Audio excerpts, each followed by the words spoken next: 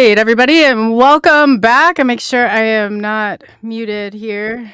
Let's see. Yep, I'm good. So welcome back to another episode of SNX Radio. I'm Coley, also known as ColeyUFO, and we have the beautiful and talented Miya StarFire tonight. How are you doing tonight, Miya? I'm doing okay. How are you? I'm doing good. It's kind of a silly question to ask, but we've got a great crew that is coming in. I saw the chat was hopping. Do you want me to start at the top, or I guess people made jokes about this if I say the routine, but yeah, I'm gonna try and get through and say hello to just some of you that have been here. It's awesome to see everybody in chat and it going. I had a hard time. I made a comment. I was like, I lost my comment. So it's so much fun when the chat is popping like that. But we have I have to get to the top really quick.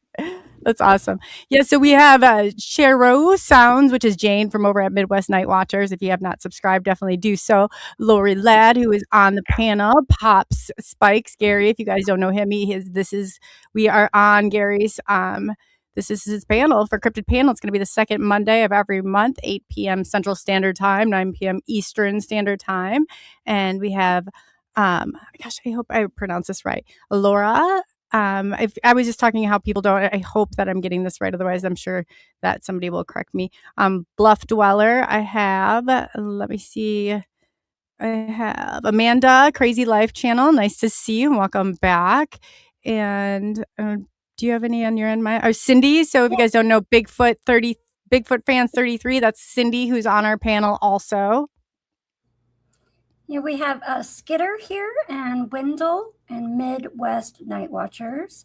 I saw there's Chiro Sounds and Gene Hudson, Andrew Gnome Trucking, and Standing Stone. I hope I said that right. I can't really see very well.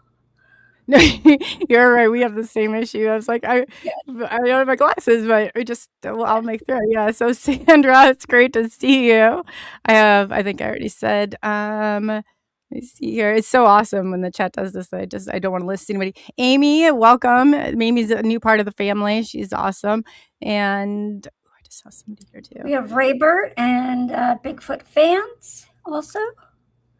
Yes, Raybert too. I sent you a message. I'm not sure. Blackie, he's got a great channel as well.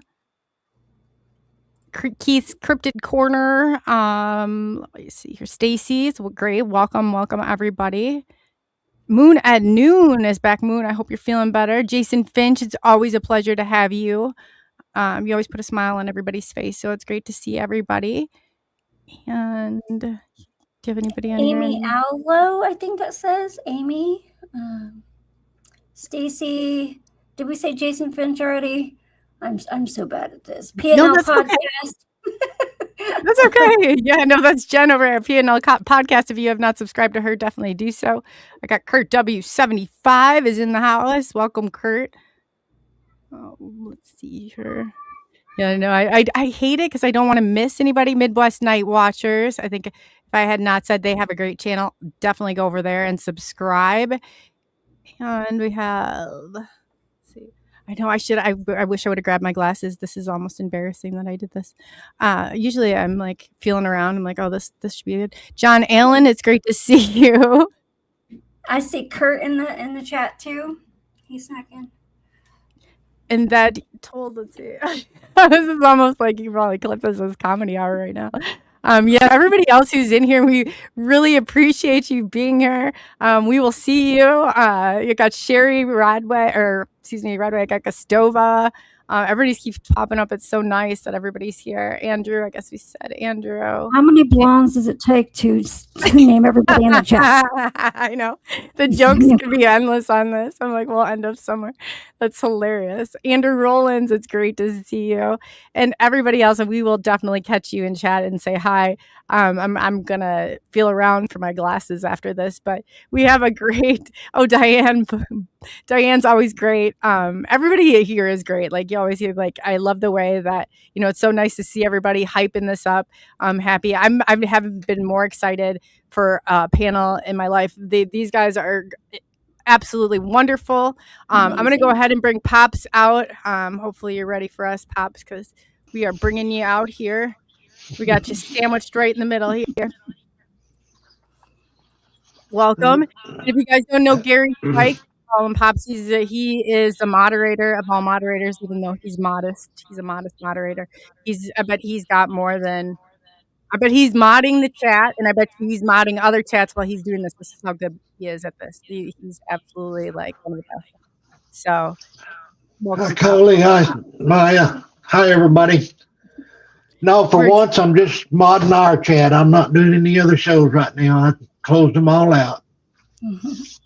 He's good. I asked him one day. I said, "What?" He said he's modding. Like, how many chats are you in? I was something really crazy. I mod over 30 channels, but the most I do now at times is usually just 5. 5 at one time? Yeah. Yeah, he's serious. He's serious. I went around one time. I caught him in like 3 different shows. I was like, how are you here and there and everywhere? It's great. But he came on, I guess a little bit about Pops is he's got, you know what, Pops, why don't you just tell him briefly about yourself, because you tell your story way better than anybody else does. Well, I'm a nobody, pure and simple. I love helping people, and I just go camping and let them come to me, and then I get a lot of activity because I respect them, just like that, and they'll respect you if you respect them. Hi, Tina. But welcome to the Cryptid panel. I go to Alabama. I go to Kentucky. I go to Texas a lot. And I get them right here around me. There's Dogman and Bigfoot both here that watch over me. They've saved my life I don't know how many times, which I've told all those stories. But that's enough about me. Let's bring on the panel. We got a great guest tonight. He said that's enough playing around. Gotta bring everybody else on. He's modest, like I said. So he's definitely, Here we're gonna they won't know who we're bringing out. So should we bring out? I think we'll start with the birthday girl. Happy birthday, Lori. Yeah. Happy birthday. I'd sing, but everybody they'd leave. So we don't want that to happen. Too. We don't want that to happen.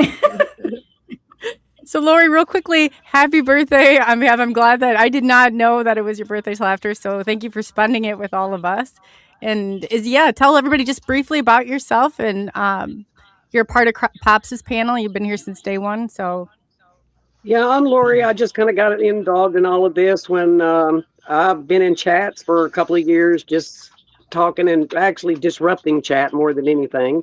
And I wanted to go to the LBL, and my car is not one to take to the LBL. And I asked if anybody would be willing to give me a ride. And Gary volunteered, which I know he regrets that now. But anyway, so that's how I kind of got in all of this. So, and I'm glad to be here. Love everybody.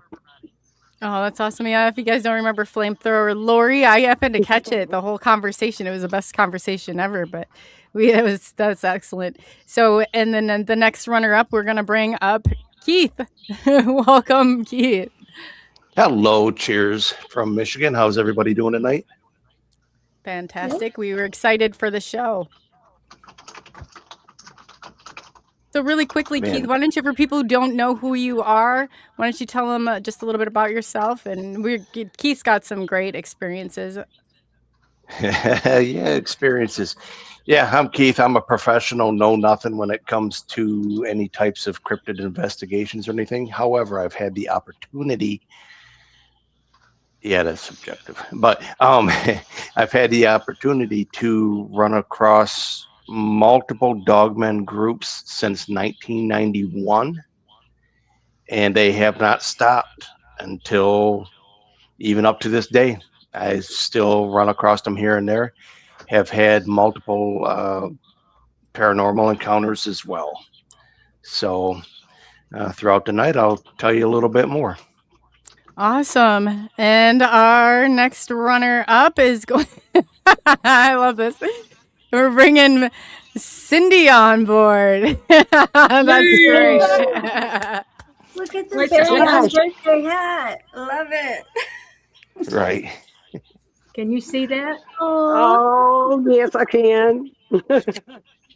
And here I have. Whoa, hey, look at that sexy thing right there. Yeah. Mhm, You yeah. look like Slash. Very much a Mad Hatter. Yes. That's what I am, awesome. a Mad Hatter. And this is for Maya.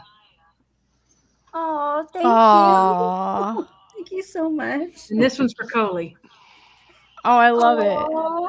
it. Yeah. Oh, that's so cool. Thank you, Cindy. So That's how's awesome. everybody doing tonight? We're doing good. We're doing this group is so much fun. If I have not said this a bazillion times, I will say it a bazillion more. This is one of the funnest groups ever. They really are. And tonight, Cindy, why don't you tell everybody quickly who you are, and then we'll bring out your special guest. Well, I'm Cindy, aka Slasher. But no, I'm just as Gary says, I'm a nobody. I'm just in here because I'll be cool.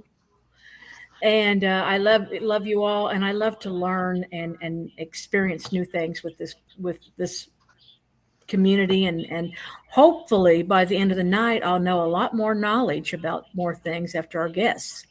So I'm ready to rock and roll. Let's do this. So without further ado, we have, if you guys don't know who he is, the man, the myth, the legend, we have Mr. Carl Sup. Carl. Sup, Carl Sup. Hey, Oh, Cindy talked me into that, but happy birthday, Lori. Thank you. Thank you, Surprise, Carl. Lori. We're all getting prettied up just for you. That's right. Sandy, forget it. We're still not doing a garage band. No. well, I'm going to make the bandanas for you, so you have to know. Yeah, rock on, rock on. Would that be fun? I bet you guys would be who'd be singing? Definitely not me. Oh, I sing great, just like a train wreck. Oh, I was take gonna it. say, Keith, yeah. Friends don't let friends sing karaoke is what I always say. Oh, Exactly. I sing karaoke all the time. So Now, Carl, you might be our singer of the group. And for Yeah. people who don't know you or haven't seen you on shows, Carl, why don't you tell them a little bit about yourself and who you are and what you do? Sure. I am a lifelong paranormal experiencer. So started with when I was about 5.5. I had a near-death experience, and I also grew up in a haunted house. So I had plenty of experiences with that. But over the years, in my curiosity, my scientific curiosity into so many different things that could be possible, right? Always keep an open mind. And it wasn't until 2008 that I really seriously started looking into Bigfoot, and went on an expedition here in Arizona with my son in order to try to expand his mind a little bit, and heard 3 different howls back from 3 different directions and distances. And I said, at that point, I need to figure out what's going on out there. So I really jumped into that, and being a software consultant and traveling a lot, I've gone out looking for Sasquatch in 14 different states, and some of those, especially when pre-COVID, when I traveled every single week, I would spend 250 nights a year in the woods, in different locations. So it was quite the experience. But over the years, from 4 different states, I've actually had 13 different sightings. The majority of those all in Arizona. Some of them daytime, some of them nighttime with night vision, some with thermal. I have the full gambit, and just like was mentioned, I like going out and interacting with them far more than trying to trick them or get trying to get cameras or pictures on them, pictures of them. So I'll record audio, and I'm also an archivalist for so many different researchers in the past, including Mike and Sandy Sells. I maintain Bobby Short's website of BigfootEncounters.com, and as well as several other researchers that have passed on. I've got all their digital collections as well. So That's awesome, Carl. You've said a lot of stuff, and it's like been pretty amazing. You've got footprints and everything that you've gotten and picked up. Didn't you pick up some data on blood before, also, if I remember Absolutely, correctly? yes. So I had been out in the woods with my both my kids, and I wanted to show them where I had found a nesting site in Arizona here, and it was a very interesting nest because there was a large tree fall that had occurred, and it was natural. But then there was another tree that had been brought over. The stump from it was nowhere to be found, so this heavy tree had been brought over and kind of crossed laying on the ground. And over the top of it, a Douglas fir had been pushed over to kind of shield that nesting area, and then they actually broke the crown off the Douglas fir and jammed it into that nesting site. So I took my kids back to that site to show them that nest that I had found, about a few weeks afterwards, and I noticed that there was a footprint leading away from that nesting site. So I started tracking the footprints, and 65-inch stride with about a 15 and a half inch footprint. All of them were in forest litter, so really not castable. But we tracked that for a quarter mile, so it was pretty long. Clear left-right footprints. I took photos, measurements, as we went along the way, and it led up this game trail up to a site that overlooked one of the lakes on the Mogollon Rim here in Arizona. And once we got up to this kind of very secluded, shielded area up at the top of this hill overlooking the lake, it was, really apparent that vantage point was used in order to make sure that all the humans had moved off the lake for the day, because you couldn't camp on the lake, and so they kind of closed the lake area at night. Well, so it was pretty easy way for them to observe that. But we got all the way up to the top there, and I noticed this on this rock ledge behind this, I don't want to say blind really, but it was just natural vegetation. But it was there was a 3-foot wide butt print, and the funniest part was that where the butt print was, there was actually 2 small ponderosa pine seedlings that were growing out of that rock, and it just sat down on the ponderosa pine seedlings. And those seedlings were just starting to rebound a little bit, as well as the grasses that were on that rock ledge. And as I'm measuring and taking photos of this butt print, my daughter says, "Dad, is this blood on the ground?"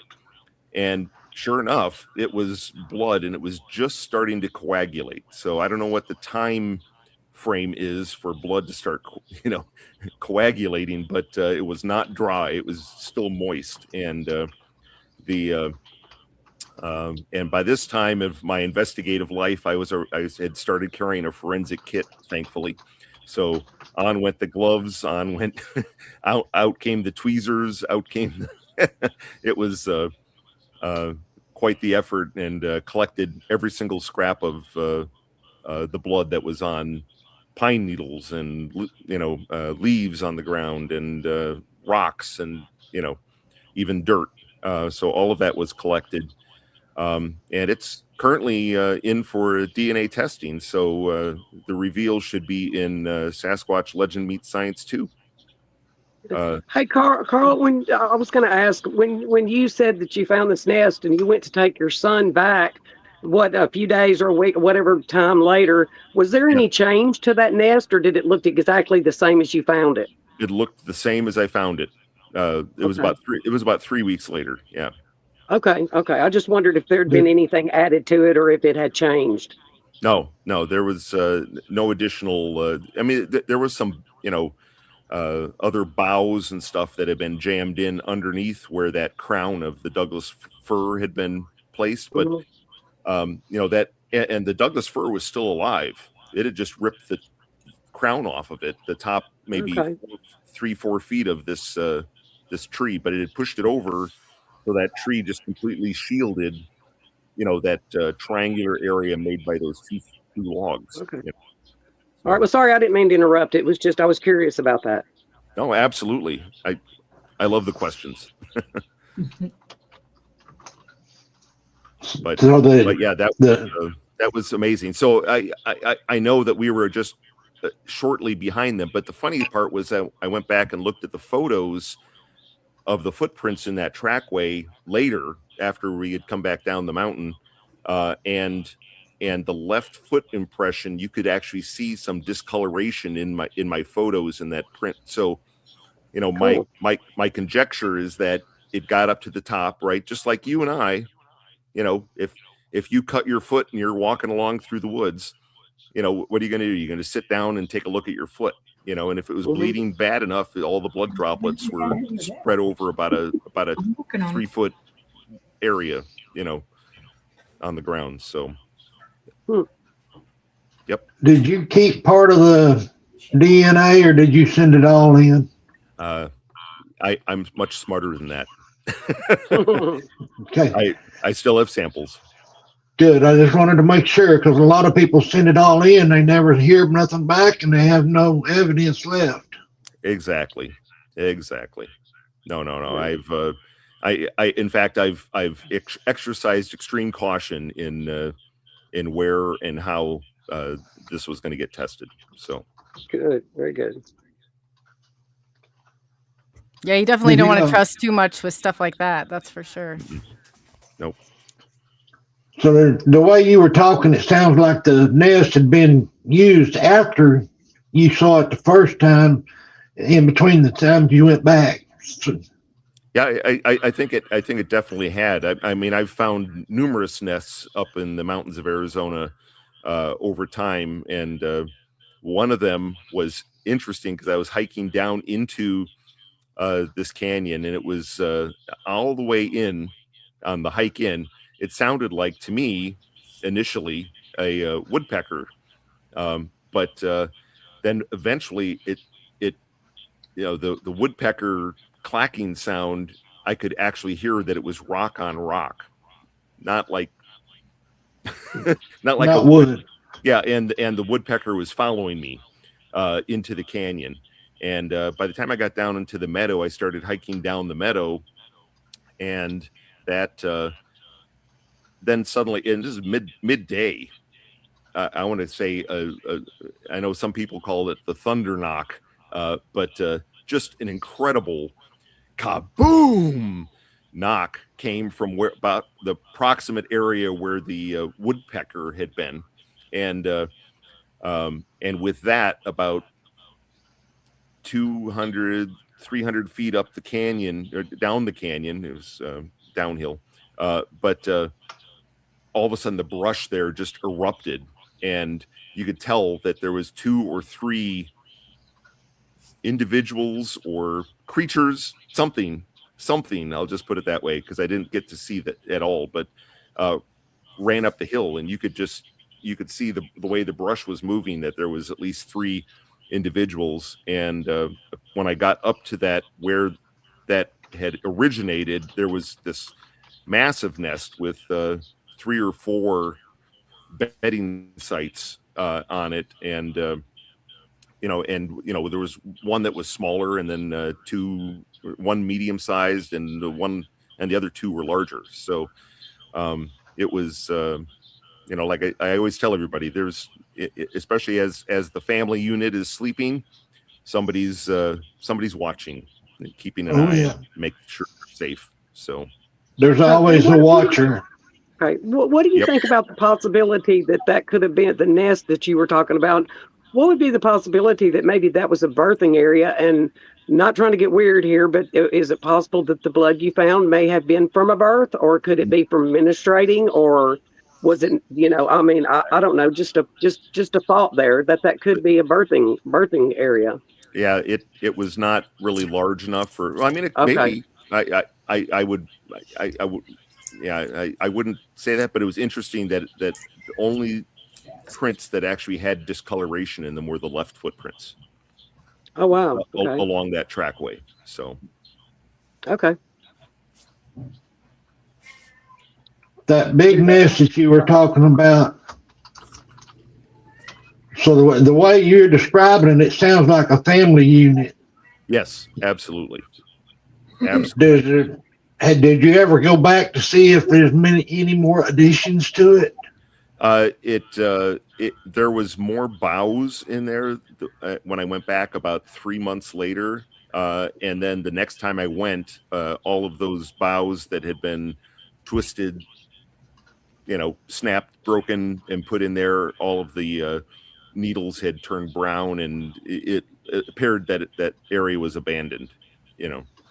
So they didn't come back to it and have any more kids in there. I mean, come with them there. It was Right. just the original 3. Correct. And it's interesting in that same meadow at the bottom of that canyon, there was also an area that I would say was like a hunting blind.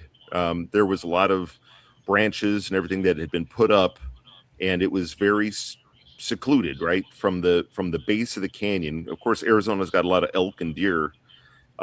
There was it was a completely hideaway down in this down at the bottom of the canyon that I'm assuming would be used for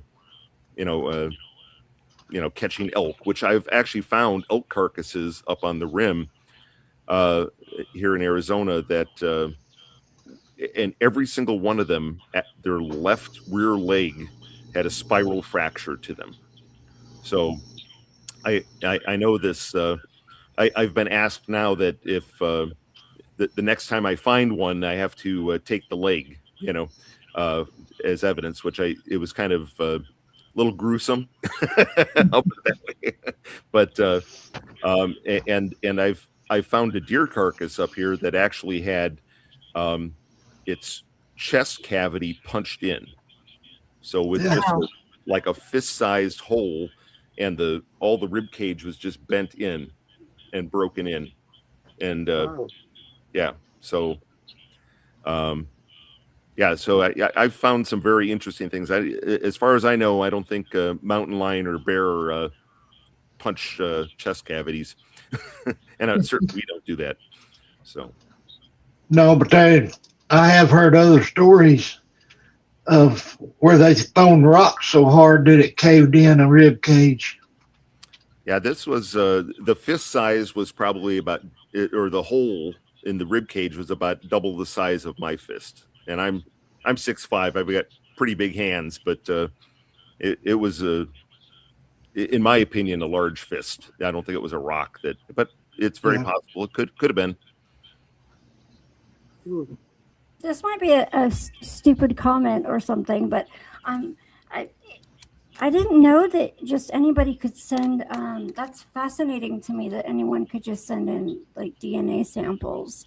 I didn't know that there was companies out there that would do that for you. That's awesome. They're few and far between, and the based on a previous DNA tests that came back and showed that their DNA is 99.9% ours. Many labs come back and they'll say, because obviously there's nothing else on record that that really shows that that would show their DNA. So of course, if it's 99.3%, and if the lab has a plus or minus 1% margin of error, they'll say it's human contamination. Okay. Right. So, That and that's not what we're dealing with where my sample went. So it goes back to the theory of them being our ancestors. Then, really. I think our ancestors, and what I always tell you, they said, why would there be such a large, hominid creature, out in the woods? And I said, I said, we had during the Pleistocene era, right? We had all kinds of megafauna, right? And of course, all the history books, they show Neanderthals and using small spears and sticks to take down a woolly mammoth, right? And as I just mentioned before, these guys can take down a full-grown elk, right? Just by chasing it down and grabbing its rear legs. So, what's more likely, that that early man was using sticks and stones in order to kill a mammoth, or were there bigger and stronger hominid megafauna, right? And if that's that the makes case, more sense. Yeah. It absolutely makes more sense. Mm-hmm. It's kind of like Occam's razor, right? The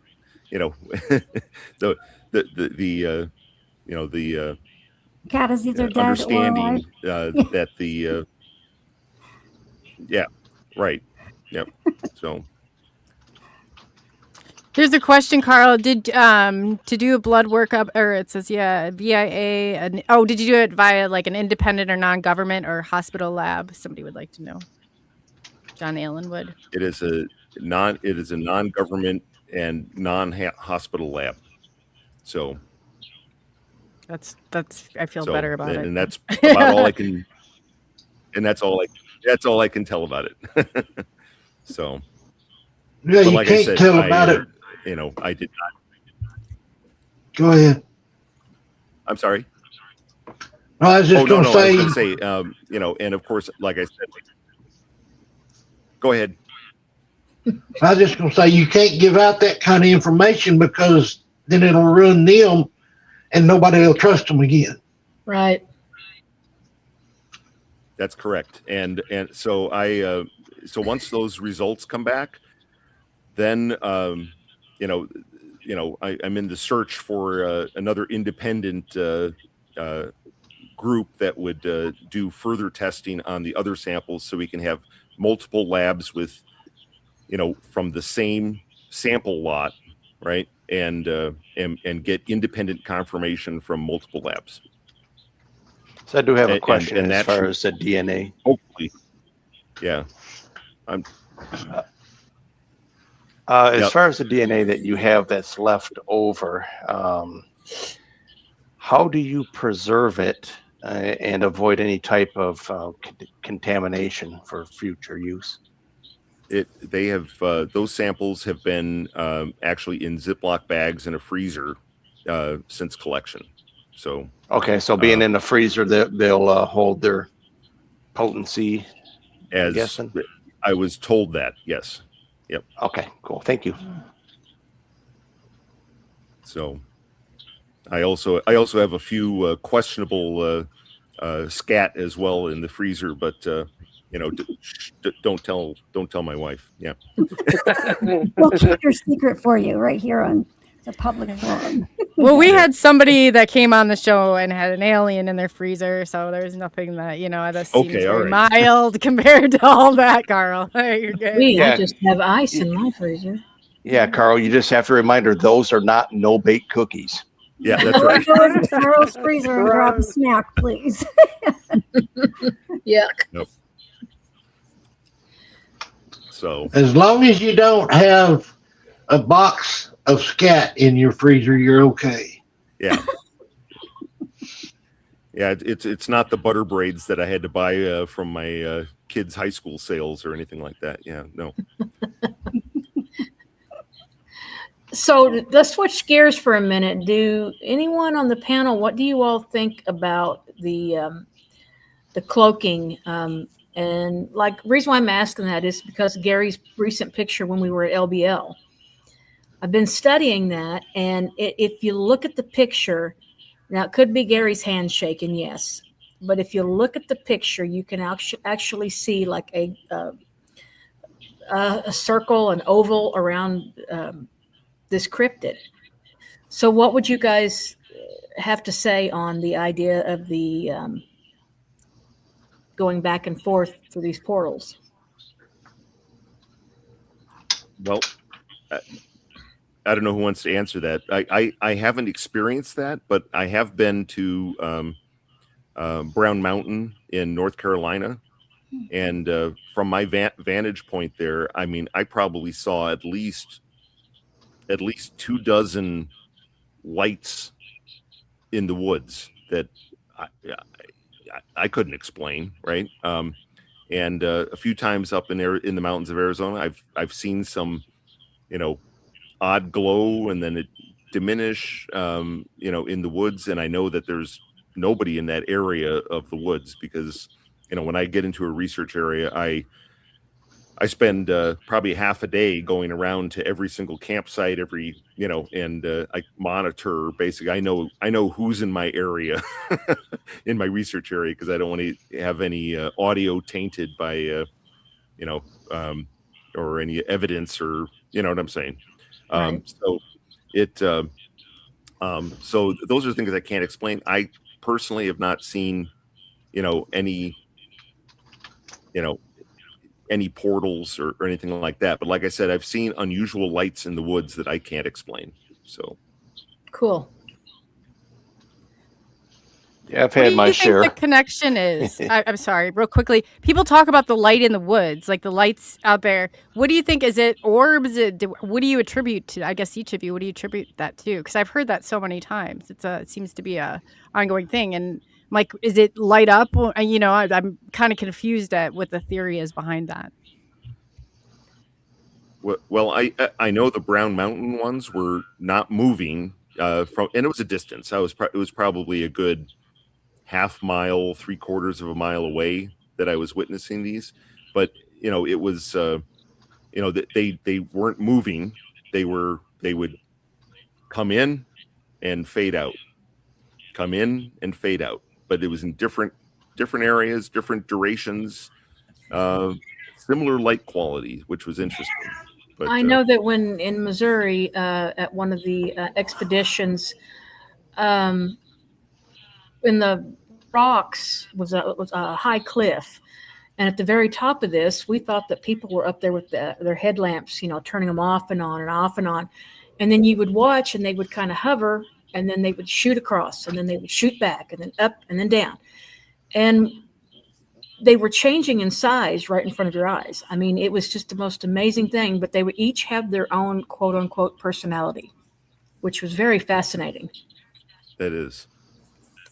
Like I said, I have not experienced that. So, but like I said, I keep an open mind on everything. So everything, what you're telling me, I'm holding that as a data point. So when and if I ever experience that, I'm going to be able to reference that and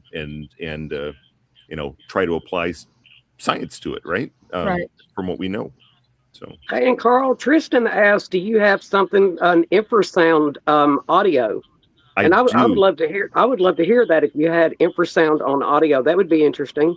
I do. So I did. I worked with MK Davis on a lot of the videos that came from the Mike and Sandy Sells site. They were they had a farm in North Texas, and that was visited frequently by a clan of Bigfoot. And the researchers that went there actually videotaped hours and hours and hours. I actually have all those videotapes actually too, but some of them have to be digitized still. But a lot of them MK Davis had digitized already and worked through there, and I know that he's got a lot of those clips out on his YouTube site. But in one of those, my job was when there was interesting audio or if there was some talking between Bigfoots, to try to isolate and pull that audio out. And there was one clip that actually had it was two different individuals, two distinct voices, and they were having like an argument, but maybe they were, I want to say, 100 feet away from each other. So you hear the back and forth in the audio, and there was all kinds of crickets and frogs and stuff going. So I was working on that, trying to clean that up, and I started feeling just ill as I continued to work on this audio. And of course, I've got had noise canceling headphones on, and So I'm deep in the audio, trying to listen and pull this apart. And I got the more I worked on it, the sicker I got. I was like someone had punched me in the stomach, like I wanted to throw up, but head spinning a little bit. And I ended up taking a break, went and sat down for a while, and then I ate some dinner. Then I came back and I started working on it. When I got to that area of the audio, I started feeling ill again. And I was like, what is going on here? So I looked down, I started looking through the spectrum, and I see down between 16 and 18 hertz in that audio, I see some modulation down there. So I took that clip and I cut it out and put it off to the side. And then I wasn't ill anymore as I wow. And so I took that clip and I actually bumped it up 80 hertz and bumped up the decibels too, so it was more audible. But the in taking it up 80 hertz, it actually you could hear it, right? And to me it sounds like a didgeridoo, right? So it's just kind of cool. Give an example of it. It sounds like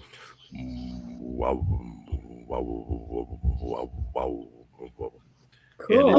I wonder if that's related to these hummingbird noises that they're getting, and some sound like bumblebees, like there's buzzing.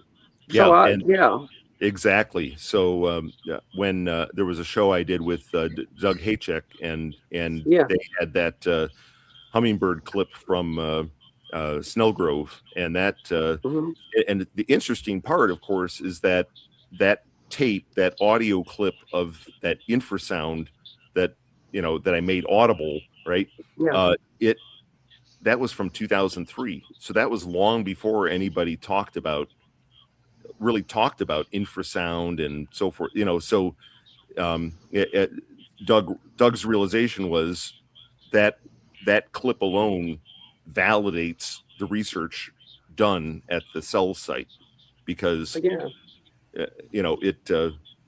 they certainly wouldn't have known that, right? And there was over the years, were saying that they were hoaxers and so forth, and that is absolutely not true. I'm just telling you from the volume of evidence that I've seen and that I've held. So are any of these videos or audio clips or anything like that available on YouTube or anywhere that anybody can listen? Because I see a lot of people in chat saying how interesting it would be to hear that. So where could we find that? You can find a lot of that out on MK Davis's and I can't remember the name of his green. He's under Green Wave something. Green Wave, correct. Yeah.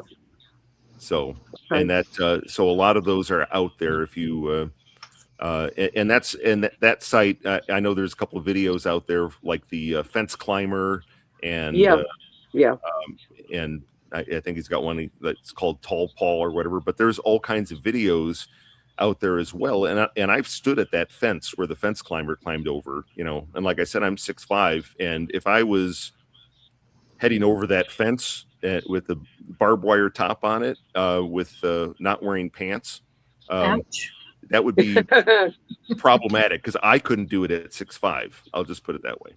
So and he has one too, the tractor, or where it was talking in the barn, and where they call it tractor or something, but that was interesting too. Now I noticed that Goblin Trucker has a question about what do you make of the Sierra sounds with Ron Moorhead. Now, Lori, I know you recently met Ron Moorhead. Did he elaborate on his actual evidence? Not really at the conference, he didn't. But now Scott Nelson, that was the linguist for the Navy, I think Navy linguist, that had researched the Sierra sounds, and he was also there, and he gave a wonderful presentation. And what he said from that is, he said that it has to be a known language in order to translate it. But no matter what it is, he could transcribe it. And by transcribing it, he said it definitely was a language, but it was not a known human language. So it's not, like he knows like Swahili and Japanese and this and that. And he used to intercept all these communications back in the day to, to translate them for intelligence purposes is what he done. And he was the one who did that for the, for the Sierra sounds. And like I said, his presentation, he just said that he can transcribe, but he can't translate it because it's not a known language, but that it is a language. So any of this out there could be presented to him and you probably would get the same results. He could let you know that it's definitely communication. Oh, yeah. And that's what he said about the Sierra sounds, that it's real, it's communication, but what they're saying, he doesn't know. So that was what was said. So yeah, I've heard them. From the cell site alone, there's all kinds of talking on there, and a lot of that there was some of the words that they use were actually Choctaw words, which was interesting. But of course, if you've been around, most of my Native American friends that I've talked to over the years, that they all say their oral history said that they, that the forest people were here before, when their ancestors arrived, so it was, if they've been observing us for, thousands of years, it's, of course they're going to start picking up some of the language as well. But the other interesting thing is I know in Arizona, I've heard them talking in the woods as well, and it's more like the Sierra sound talking, but there was two of them that got into an argument. It was kind of funny because one sounded like a female, and they were near camp, and there was about 8 of us in this campsite, and I swear it was just like this is what it sounded like. And then it was like, hey, it was definitely like a female voice. It was funny, but they went on for about 3 minutes, and then it got all quiet, and then they went around, and you could hear them clacking rocks around as they triangulated. And this is in the middle of the night, but they definitely got in this argument, and it was pretty funny. And I thought, oh, this is perfect because I had recorders hung up outside, but it got down to 17 degrees at night, and it killed my batteries about a half hour before that happened. So, oh, darn. Yep. There is a well-known researcher by the name of Richard Taylor, and I've been on several campouts with him. He's a really great guy, and he's part Indian. And he said that some of the research he has done, that it is definitely either Cherokee or Choctaw, depending on what part of the area of the country you're in. Mm-hmm. So it's quite interesting to sit back and think that, if you know the native languages from wherever you're at, if you really put your ear to the ground, you're going to be able to hear what some of these cryptids are speaking at. Yep. Also they say too that what you need to do is you need to slow down the recording by quite a bit to really make sentences, because they talk so fast, just like everybody says, they move so fast. And so slowing, and Scott Nelson said that too. He said if you slowed it down, you could actually hear repeated syllables and repeated words. But at regular play, it's so fast that, you're just thinking it's blah, blah, blah, blah, blah, but slowed down, you can actually make out words when you do that. So that's another thought, to try that. Brother Littlefoot just said something in chat, and I agree with him 100%. They know English, they know the native languages around them, and they know languages that we don't. Have you ever heard the click language? I have. I have not heard the click language, unless it's some of them I'm mistaken as rock clacks, which is possible.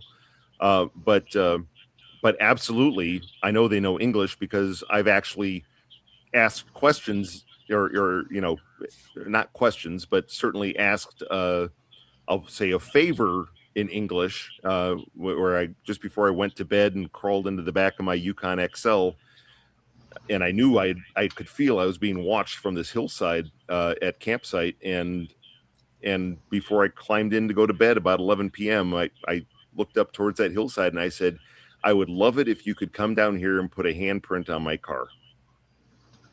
And it did. Cool. And the best part was that while it was down there, it was looking in the window. I woke up and I was wearing a Fitbit, and the gap between my arm and the Fitbit, you know, as I stirred and had opened my eyes, the green laser of the Fitbit turned on, illuminated the inside of the back of the car, and here's, not even like a foot away from my face, is this face right at the window looking in. Oh my gosh. And as I focused on it, he backed away. Wow. Into the I would love to see what your Fitbit registered at that point. Yeah. Wardrobe change.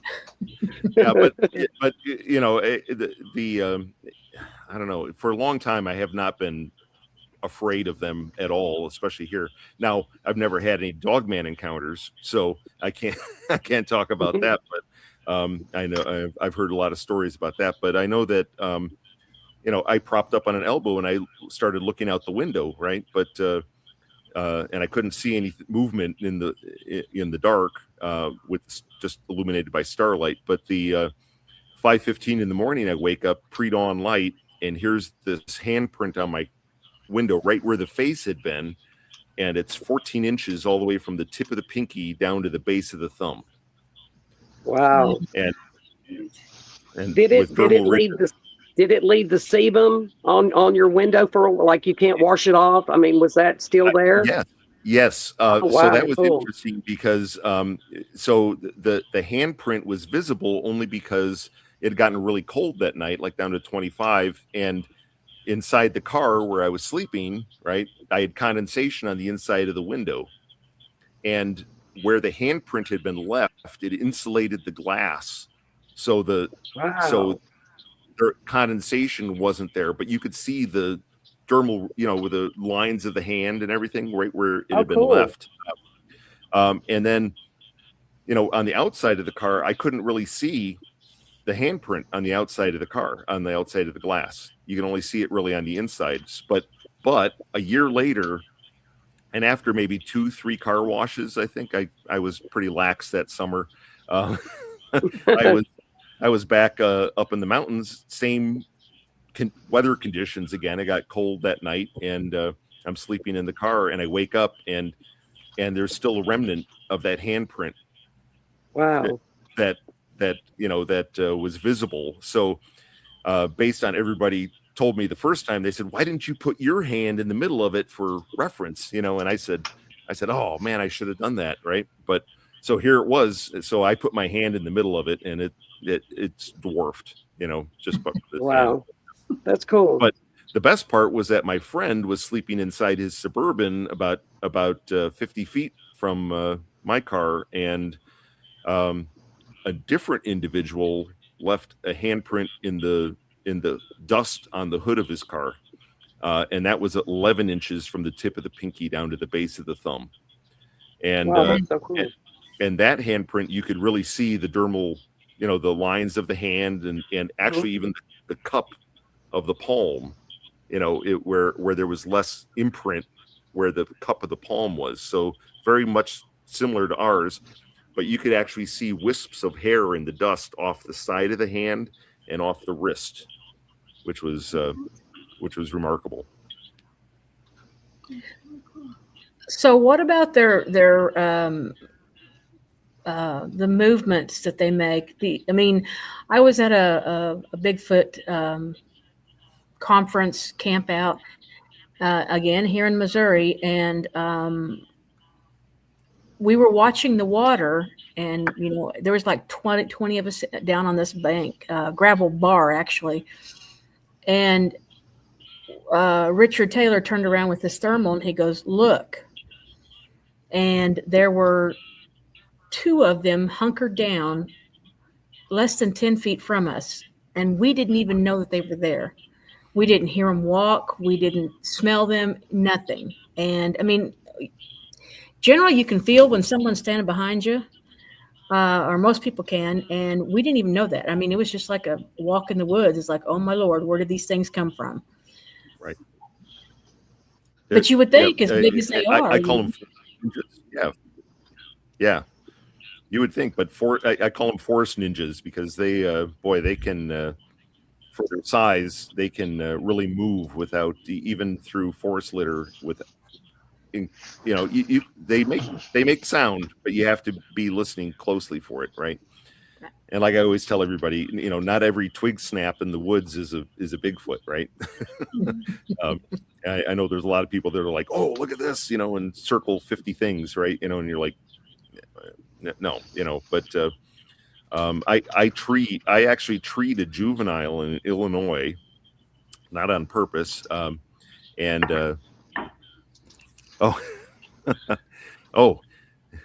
So Benno wants me to do the Sasquatch conversation again, but louder. Okay. That was cute. It was cute. It was awesome. Yeah.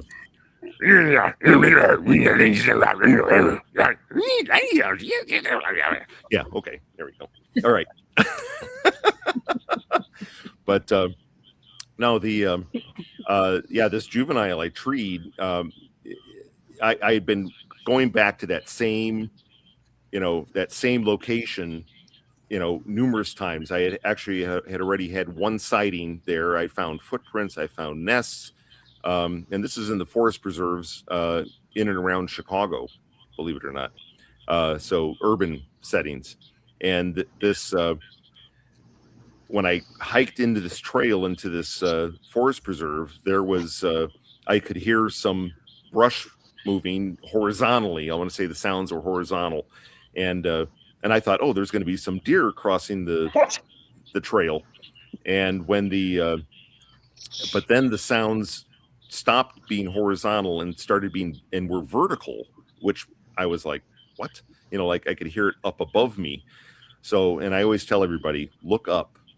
When you're in the woods, look up, because they're pretty quick when going up a tree. But and as I start scanning the up in the trees, all of a sudden I see this arm reach out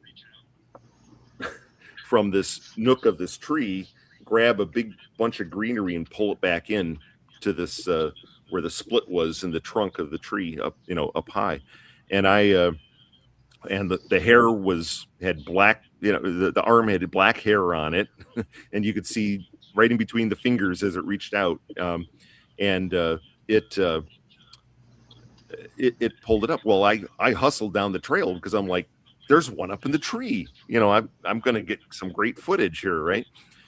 I walked around as close as I could get to it because there was all kinds of lower brush. A lot of it was poison oak and poison ivy, and I wasn't prepared to go into work the next day with calamine lotion covering me. But I get so as close as I could get, and I'm taking photos. I even walked further down the trail, and then I pretended to take a picture of the meadow that was down the trail. But instead, I flipped it around and took a selfie, with the tree in the background, thinking, well, maybe it'll lean out and I'll, catch an image of it.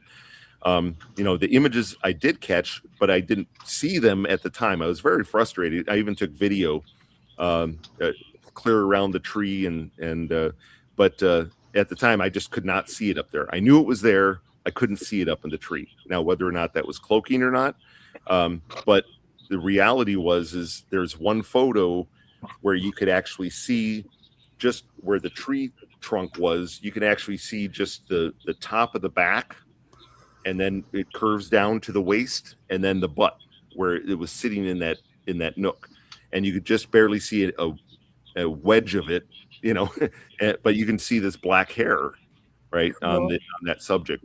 Well, when I took a picture, so that was looking north. I took one of the photos I took looking west. There's a silhouette of a head that's right next to the tree. like this, and you can see all the greenery around it. But the best one was actually off of the video. As I came around looking to the southwest, you can actually see, and there's greenery up to about right here, but you can actually see this domed head with the same hair texture that the profile of the back had, and a darker gray skin on the face. You can see a bridge of a nose, you can see eyebrows and darker orbital sockets. But that was and like I said, I've shown that picture to people, and some of them, especially if they're not believers, they're just like, well, I don't see it, and it's like it's right there. I mean, if I was sitting in that tree in that same lighting conditions and everything, you would, but boosting up the contrast on it obviously helps people see that. But that's really the only photo evidence that I have are those three, those three really, of that area, from that area. And certainly the video, I haven't had, for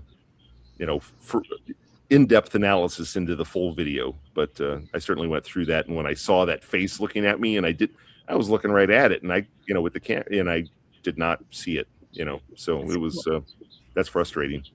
So, Pops, a bunch of people in the chat are asking you if you could do the clicking sounds. Oh, yeah. He's very good at them. Let's see if I recognize it. Well, I came out of my door one day and heard it right outside. There was 3 distinct voices that were, you could tell it was, like you said, a mama, and a daddy, and a little one. And they were just chattering back and forth. And it sounds kind of like a dolphin, but it also sounds like you're clicking at a horse to make them go like. Wow. And they're using their tongue to do it. They're not using rocks. They're using your tongue to do it. And just like I said, clicking at a horse.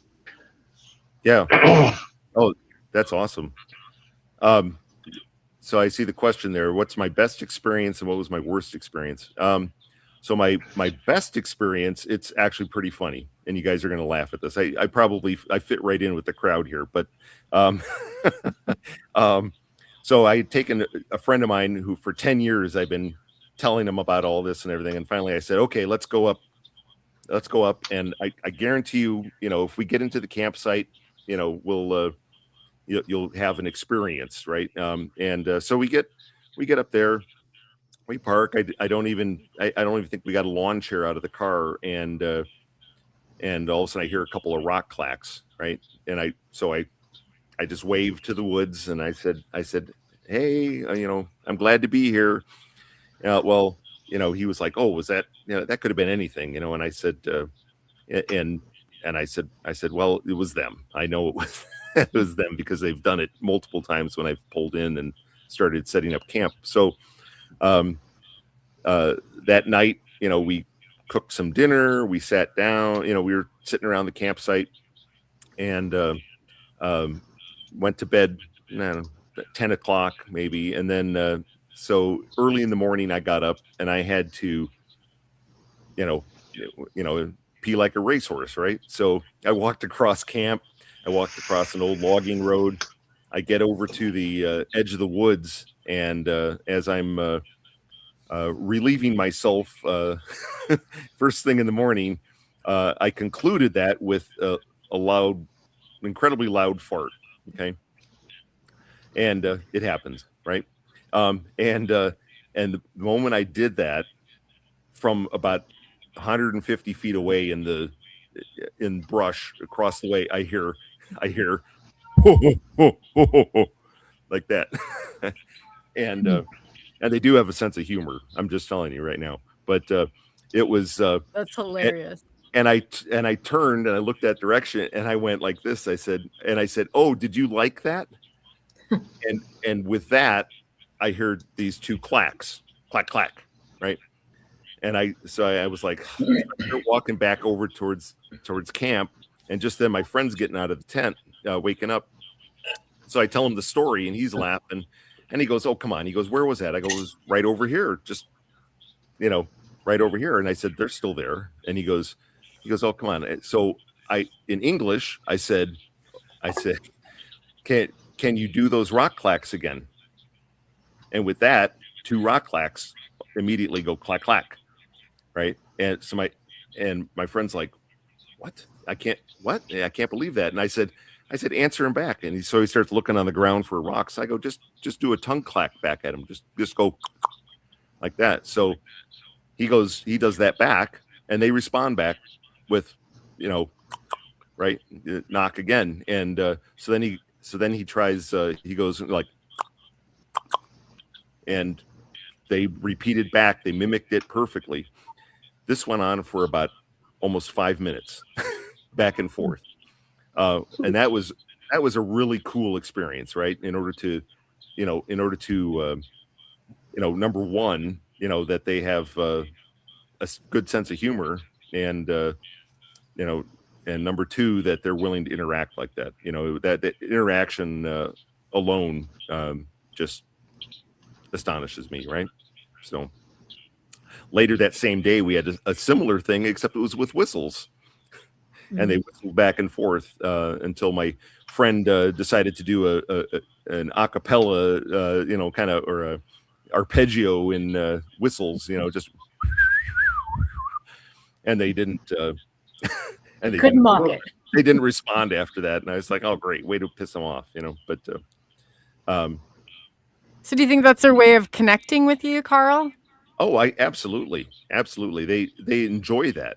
I mean, obviously, if they've done it multiple times. The one time they came in camp close, and my friend and I were sitting around that campfire. It was a different camping trip, and I could hear.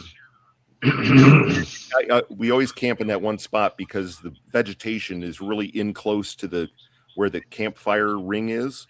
And so it's within, I want to say, 8 feet of the edge of the woods right there. So this dense brush, and we're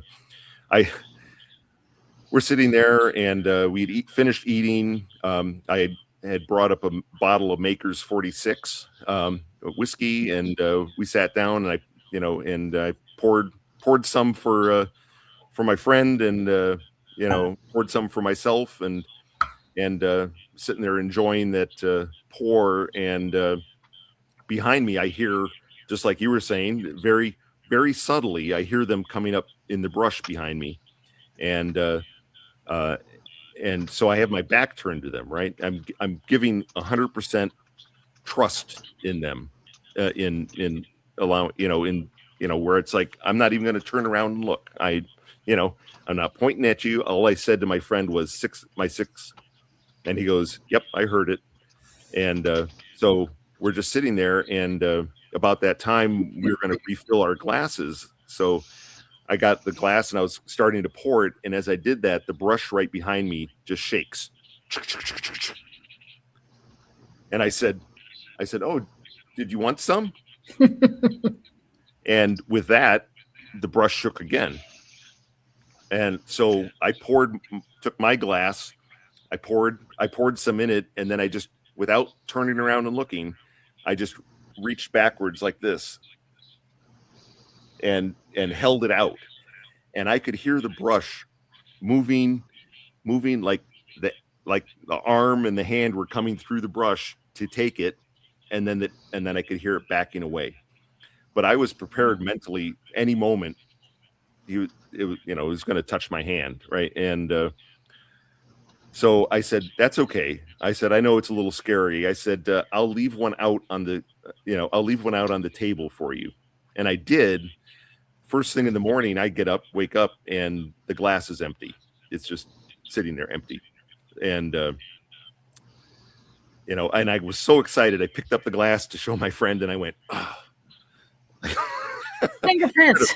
I should have bagged it. Oh, what was I thinking? But yeah, that was a neat experience. But But somebody in chat was wondering about it was Amy, if you know, I thought it said the phonetic, but it oh yes, the communicate with them. Agam, is that the correct way to right. pronounce So, it? Okay. so at the cell site, they were using Agam in writing in these journals. So the Bigfoots there were writing back and forth with the habituators, with Mike and Sandy, and they that initially they were writing in Agam, and eventually they started writing in English, and a lot of that is going to be in a documentary that should be coming out later this year called The Sometime Place that Chris Reinhardt is producing. And that'll also include a lot of the videos, the infrasound, everything else from that research site. But it was, and that was my first understanding of Agam. But when I thought back, when I learned about that in 2009, I think it was, I actually went back and looked at other photos where I had seen strange stick formations on the ground, even in Arizona, some of them in Missouri, some of them in Maryland, and I'm like, well, that looks like Agam, you know. And it was, and of course, some of them also look like I want to say Chinese letters or runic characters, and it's so. As far as what I would call ground glyphs, but a lot of that was, you know, when I went back and looked at a lot of my photos from doing research, it was interesting that you know that was you know shown in that, you know, that showed up in a lot of the areas that I was across the country.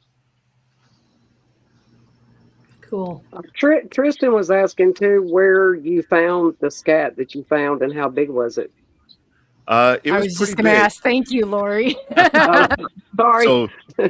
So the scat I found, I actually found that in the forest preserve, and not far from the area where the juvenile had been treed, and where I had 2 other sightings as well in that same forest preserve. But it was pretty big. I want to say probably about. It was a little bigger than a Great Dane would leave. I'll put it that way.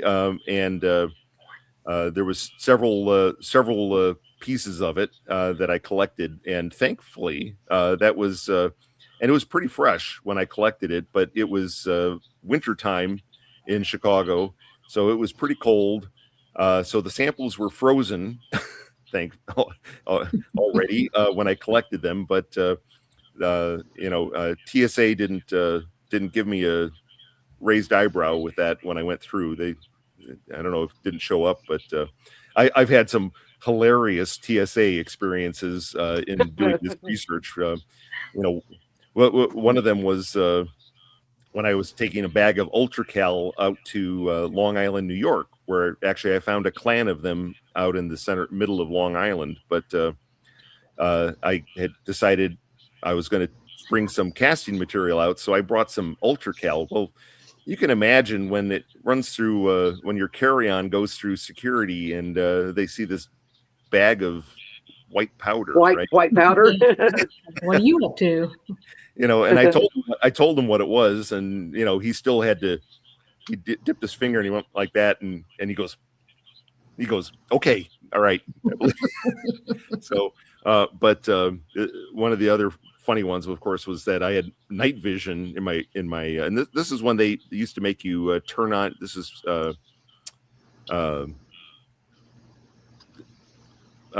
let's see, I'm trying to think of the year. Anyway, it was you know, it was certainly before COVID, but they made you turn on your laptop when you went through security, and then they had to see the splash screen on your laptop, which it was I always thought was strange. But I had my night vision scope in the bag, and he's like, well, what's this? Why do you have this?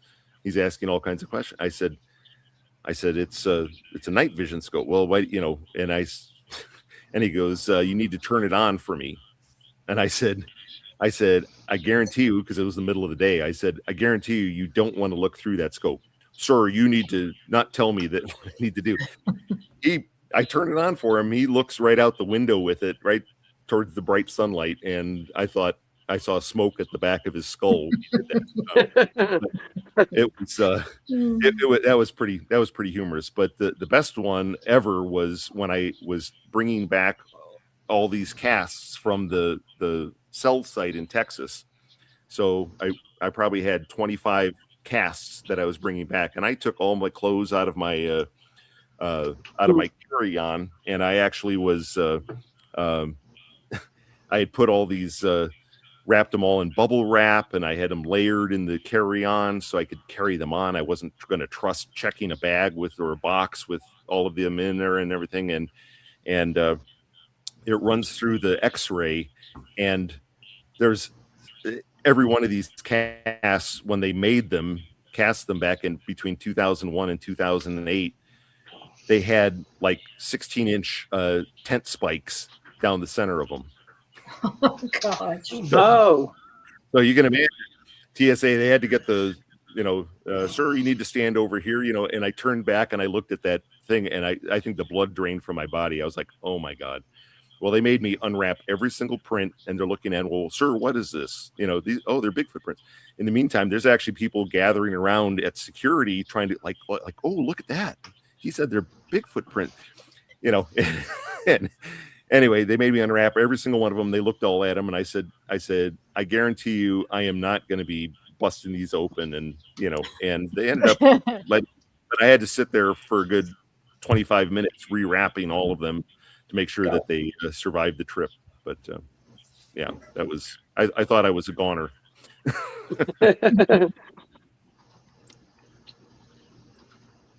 They're pretty good size. I've seen somebody with them before. They brought them on the show. I was like, I couldn't, when they held them up next to, I mean, they are pretty good size, I would say. Yeah. Oh yeah. Yeah. There were some of them that were 19, 20-inch prints. So Lord. Yeah. I have a question about the sounds that were making me sick. Oh, sorry. Oh yeah, the sounds making me sick. Yeah. Did you come up with any conclusions? Like, to me, it feels like it's a natural self-defense that they may have evolved to having, because when they're communicating, they're kind of putting themselves out there, right? So maybe this noise is to detour. I don't know what your thoughts are on it. It absolutely is, because I've actually been hit with it live, right? Not Memorex, but I was definitely hit with infrasound live when I was out on Long Island. So if you can tell me what actually produces infrasound in the woods of Long Island, I would love to hear it. But I don't know of anything else except for Bigfoots. But what happened that night was I was hiking out late, so I had my thermal on, and I had to use it in order to hike back out of the trail and get back to my rental car. And in the pitch black darkness, I hear what sounds like a jogger. Now, I'd run across joggers all the time on those trails, but it sounds like a jogger's coming up the trail, but there's no headlamp, there's no light, there's nothing, right? And so I hear this, and then but the footfalls were pretty heavy as it was running, and then all of a sudden it dove into some brush as it realized I was there, and I could see a large heat signature behind this brush. Well, I was like, oh, I'm going to get an amazing thermal image here. So I started walking around the edge, trying to, I was harassing it, right? By trying to capture it on thermal. And I walked back and forth and back and forth and back. And then finally, when I got around to the one side to try to angle off on the one side, it took off running and ran away from me and got into this other brush on the other side of the road. And I could see it was standing behind there, but you could just barely see pinpoints of heat signature through there. And I'm standing there filming. And then all of a sudden I am queasy. I am I'm disoriented. I'm very disoriented. In fact, to the point where it dropped me to my knees, and it was like I couldn't almost breathe. I thought, this is it, right? And as I'm knelt down in the middle of right next to my rental car there, I just barely got out the word, "I'm a friend." I said that out loud. And when I said that, it felt like this heavy weight was released from me. And I stood up, I waved, and I went and I got in the rental car and I went and I had a beer because I was like, yeah. So that was a pretty scary moment. But in those same woods, though, I did run across someone while it was pitch black dark, and I see a vertical, human type figure standing in the woods and walking around. And I thought, was that a juvenile? What? And then I can see a belt line on that heat signature. And then this person started walking back out towards the trail where I was. And then he was totally shocked and surprised. And then I could see there was a glow. His face was illuminated by a glow, and he was actually using his cell phone. And he was out there. And this is when Pokemon Go was a big thing. He was out there trying to catch like a, I don't know, snagglepuss or whatever. I don't know, Jigglypuff or whatever. It was, but it was hilarious. And I think the guy probably had to change his shorts because here's this guy standing in pitch black darkness with a tactical scope looking at him. That's so funny. That's wild. Good shot. That is definitely amazing, Carl. You've had some amazing, I've gotten to know you over the years, and some stuff with some really profound evidence. It's really cool to have all of that, and you bring it forward. I really do appreciate all of that. No, I enjoy it, and and I really, and it's really only recently I've really started be really more willing to share and get on a lot of podcasts and talk about all this, because they really are like us. They are, they're a different type of people, right? They're their own thing. Pop says the same thing. He's been on, I don't know, he very much wants people, and he came forward. Carl, you and him, and this group actually see it along the same lines, where he wanted people to, that was very important for him to know that they were not all bad, that they were not, I mean, are there bad ones out there? I am absolutely sure. But for the most part, if you're getting rocks thrown at you and sticks and stuff, you're probably disrespecting them somehow, in my opinion, at least. Like once again with Dogman, I haven't experienced Dogman, but I know that, as far as Bigfoot go, if you respect them, they will respect you and they'll interact with you. And that's the greatest joy that I find these days. Ninja's asking you about the anthills. I'm sorry. Anthills. I'm not sure which anthills. Hey, Carl. Yeah. The Dogmen are the same way as the Bigfoot. There are people, there's good and there's bad, but they're not all bad. If they were all bad, then I wouldn't be sitting here, because I've had too many Dogman encounters. Oh yeah, that and I agree. So I'll tell you, and at the time I wasn't scared, but of course I think back and I reflect on it, and when I tell the story, everybody everybody says, "Oh my gosh, you must have been terrified," and I was like, I actually wasn't. But I had I was helping out on the 2013 BFRO expedition. In fact, this year, 2026 BFRO expedition, I'm going to be helping out with that one as well in Arizona. But the anthills, that was somebody else probably with the anthills then.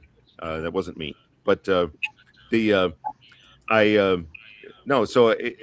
we'd gone out. They because of my deep voice, they always have me do a million howls out in the woods on a BFRO expedition, and but but we got back late. It was probably 1 a.m. And it was a very cold night. It was actually a Mother's Day weekend that they had scheduled that in Arizona. And, you know, at the area we were in was right about 7,900 or to 8,000 foot elevation. So cold. And I was I had pitched my tent because I had gotten up there late near the outskirts of the campsite. And I was right near the edge of the woods, and it was so cold. I fell asleep. I had an air mattress that had a headboard on it, so I ended up leaning my head on the headboard, putting on my ball cap, and then taking a towel and putting it over my face in order to keep my face warm, because my ears freezing over kept waking me up. Because I think it got down to 17 or 22 that night. But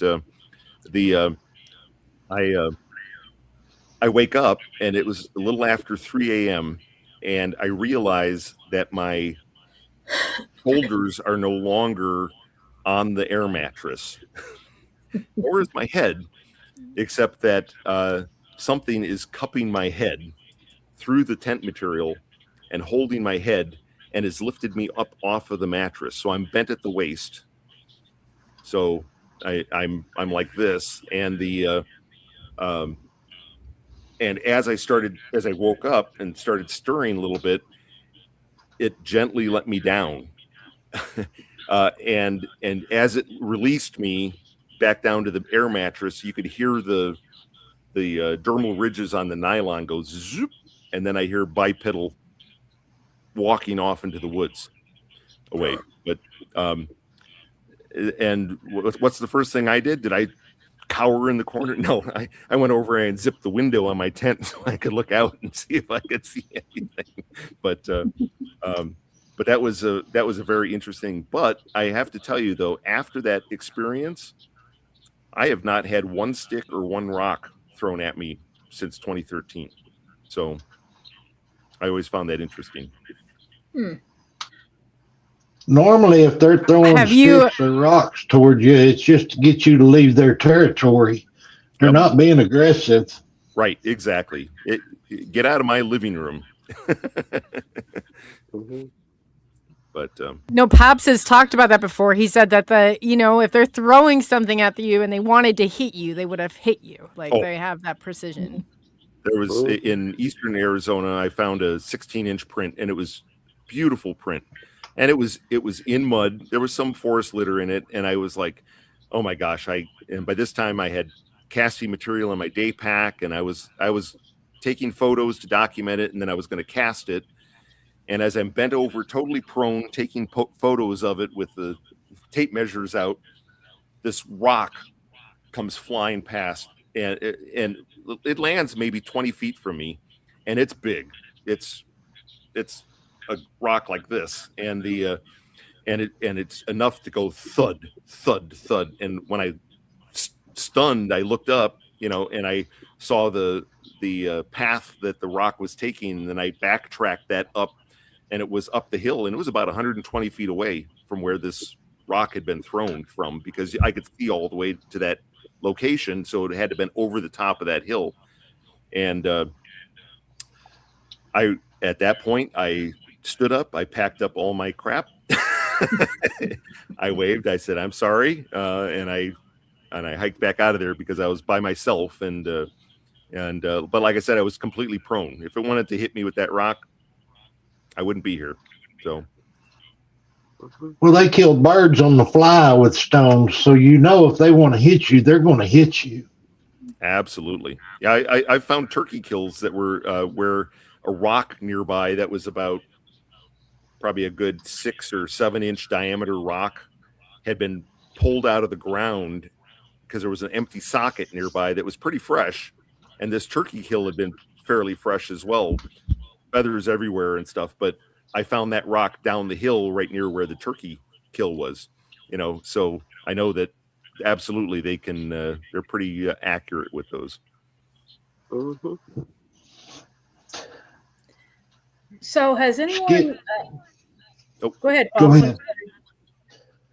Skitter just made a statement that gravel is their shotgun.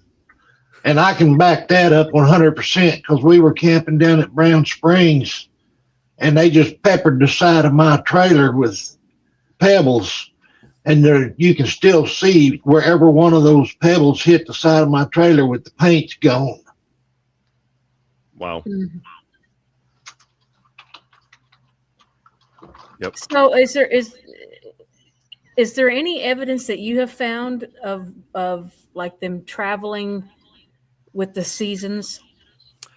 Yeah, it's interesting, and I know there's a lot of, you know, and I believe like this recent Ohio thing sounds more like a transit of them, but I know in Arizona, I know a lot of people think, oh, they come off of the rim during the wintertime because there's deep snow up there, and it's very possible, but you know, the elk that I found, I was there basically on the last day of before they closed the area to human traffic. And then, you know, I was there on the first day that they opened it up to human traffic, you know, and here I find, you know, 3 elk kills up there. So I'm not sure. I think they're opportunistic. I think if they need to, I think they do. Especially, you know, in Arizona where you've got such a elevation disparity, they might come further down the hill in order to, you know, follow the food, right? I mean, if the elk come down, deer come down, I think they're coming down too. So cool. You know, that's like here. They normally don't travel here unless it's during a drought and they need to go south to get to water. They've got plenty of food here. It's just, like I said, water is a problem because we do go into a drought. Yep, but well, and that's the thing too in Arizona. You know, we have to. They're right where the water is, and in fact, there's a clan that is that is in the desert area, but they're all along the rivers down there, Salt River, the Gila River, and it's and they are there through the summer. They don't, you know, 114 degrees. You know, they don't doesn't seem to faze them, but.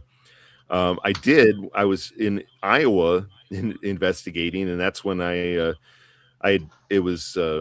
that was July of 2012, and I came up with a theory because that week there was a huge, you know, heat spell in Iowa, and it was 104, and that's pretty roasty, sweaty in Iowa, and so I was driving back from a car show there, and my daughter was in the passenger seat, and I said, you know, instead of taking Interstate 80 across Iowa, let's take Farm Road, and I can't remember the Farm Road number, but just north of I-80, it cuts clear across, and so we took that, and I said, you know, if I'm hot, right, I want to jump into the swimming pool. They're hot, right? So I said, let's keep our eyes peeled, and every single farm pond we drive past, let's take a real close look. Every creek, every, you know, river we pass over, let's keep our eyes open, right? And we continued that drive, and we drove all the way over basically to Ankeny, Iowa, and then headed south on I-35, but continued doing that, right? Looking at the rivers, looking at the creeks and the lakes that I-35 traverses, and by the time we got down to Bethany, Missouri, and just north of Bethany, and there was a farm pond there, and I looked over, and I thought, oh, that's this big old tree stump in the middle of the in the middle of that farm pond, and just then it turned, and it was getting late. It was probably about 5:30 in the afternoon, so the sun was lower on the horizon. And as it turned, you could see the light in between its armpits and light in between the lake coming up into the legs to the crotch. And it was stringy and wet, and there was water dripping off of it. And but the funniest part was that it turned like it knew I was looking at it, which is I always thought was interesting. But my daughter just was looking elsewhere and then caught a quick glimpse of it in the middle of the thing. Well, I went back on Google Earth and I looked, and absolutely there is no tree in the middle of that in the middle of that farm pond. So it was taking a little bath out there, and it was ideal because that farm pond was actually down the hill and on the other side of some wooded area away from the farmhouse. So it was really only visible from I-35. But that was my 4th sighting. That's not far from here, huh, Carl?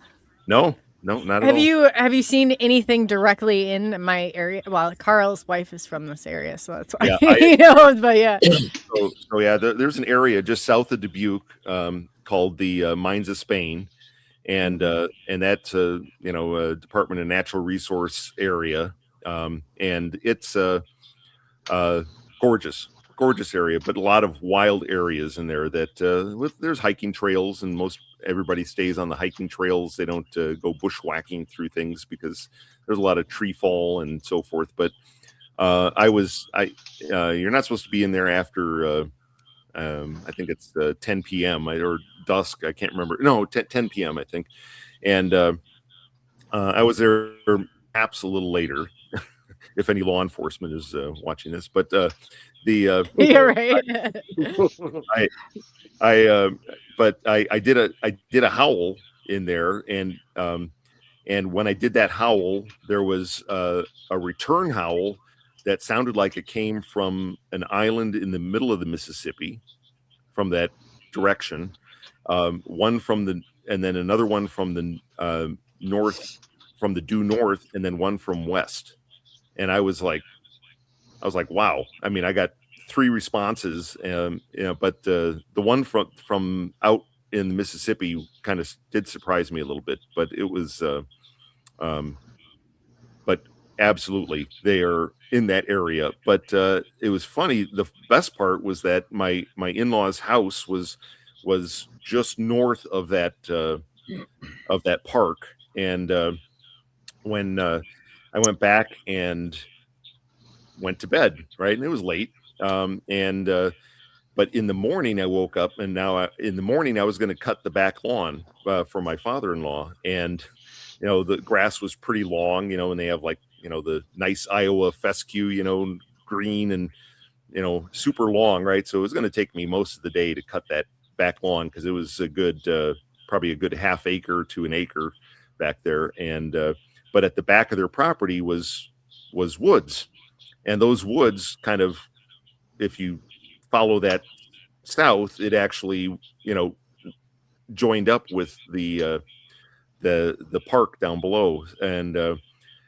I wake up in the morning, and the window of the bedroom I was sleeping in was at the back of the house there, and I wake up and here is this trackway all the way from the woods through this tall grass, right? And it was like a 16-inch print all the way, and it's almost a single file trackway with a long stride coming through that grass, but it left the prints in the grass. It came up to the window of the bedroom I was sleeping in, right? So that always made me question, how can they do that, right? It followed me all the way back, but I was driving, right? And it wasn't that far. It was, probably a mile or less, but nevertheless, it came up to the window that I was sleeping in, was probably looking in the window, and then walked back away. So that trackway was, it surprised me, right? Because how do it know?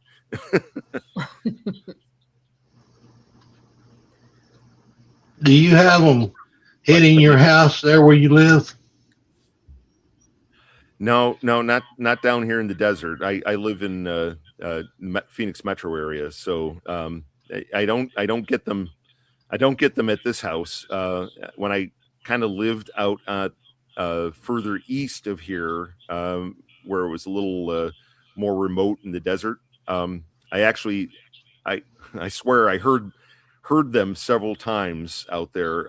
Now we have a lot of coyotes, but I know what a coyote sounds like. I mean, we've I've been hiking and camping all over Arizona, and it's I've heard many variations of coyotes, but this was not a coyote that I heard that was out near that house. But yeah, as far as getting it further into the metro area, I don't think that they can. I don't think they're doing that. But well, they can come right downtown. I've many reports of them being downtown Michigan, downtown Oklahoma City, downtown in Austin. They're going right downtown now everywhere. Well, the interesting one was when I found them out on Long Island. There was absolutely no reports, right? And I would go out and look at the BR4O website and look at what other kind of reports have been in the area or so forth, and then I'd try to base or plan out my research at least based on some of those accounts. As I always say, we stand on the shoulders of giants, right? That's the Isaac Newton quote. But so use other people's research in order to,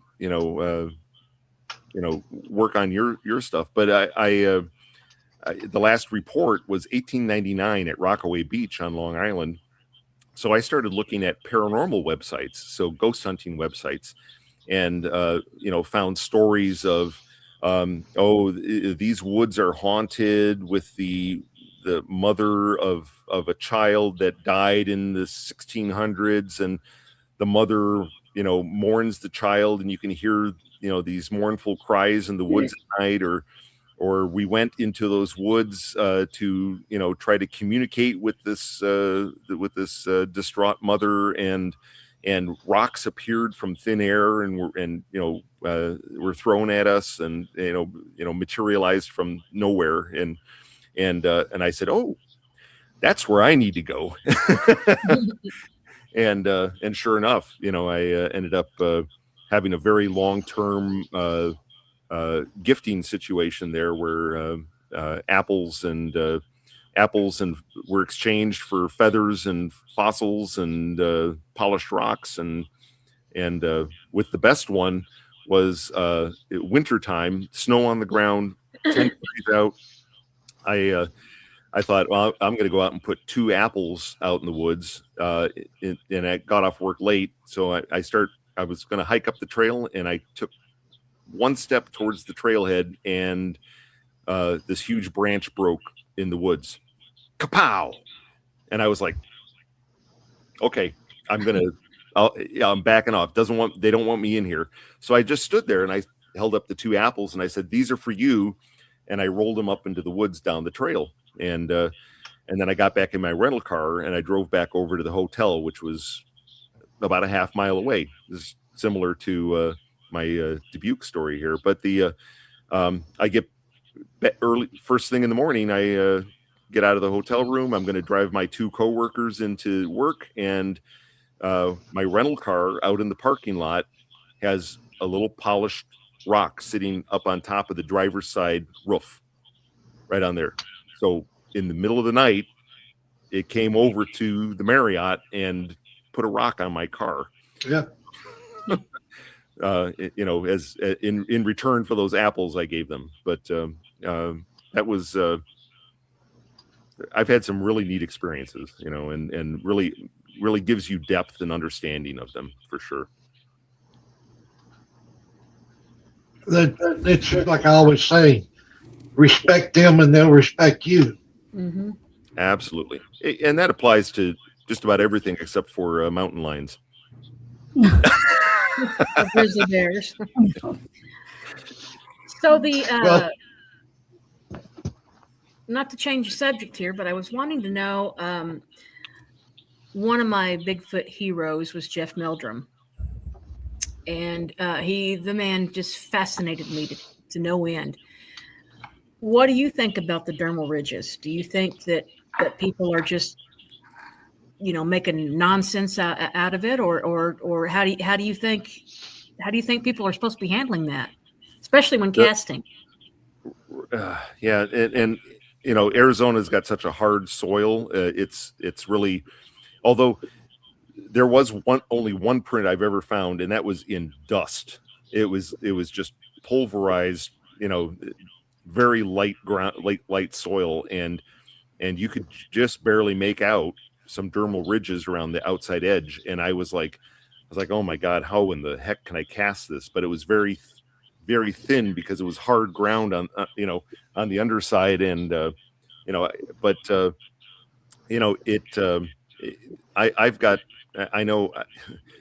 have a can of Aquanet in my casting kit. You're speaking Lori's language now. You said it's a flamethrower business. But so I've got Aquanet in there, and I've used that in order to try to secure any additional details in there. But I also have like dental casting material, and I've got UltraCal 30, I really haven't gotten a very good print in order to try to pull up some dermal ridges with that. But they absolutely are out there, and I know that some of the footprint casts that came from the cell site absolutely do have dermal ridges on them. So cool. Okay. Go ahead, Coley. Oh, I was just going to say, Carl Bittner wants to know, he's familiar with the area east of Phoenix. Are you talking about superstition? I guess you can read that. Sorry. Yeah, no, superstition wilderness. Absolutely. There's an entire lake chain out east of Phoenix. You got Saguaro Lake, Canyon Lake, Apache Lake, Roosevelt Lake. And of course, if you're surviving in the desert, you need water, right? And but there's plenty of wildlife. There's tons of mule deer, and of course, a lot of other animals, especially nocturnal animals, snakes, and it's I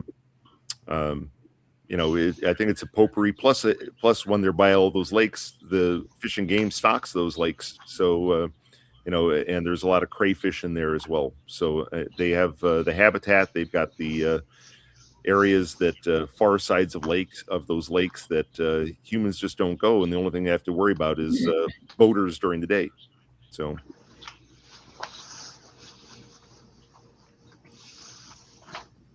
Well, that's all. What do you think, Carl, the closest is you've gotten to? I mean, seen one-on-one. Have you gotten in person, or has he kind of always stayed cloaked or hidden from you?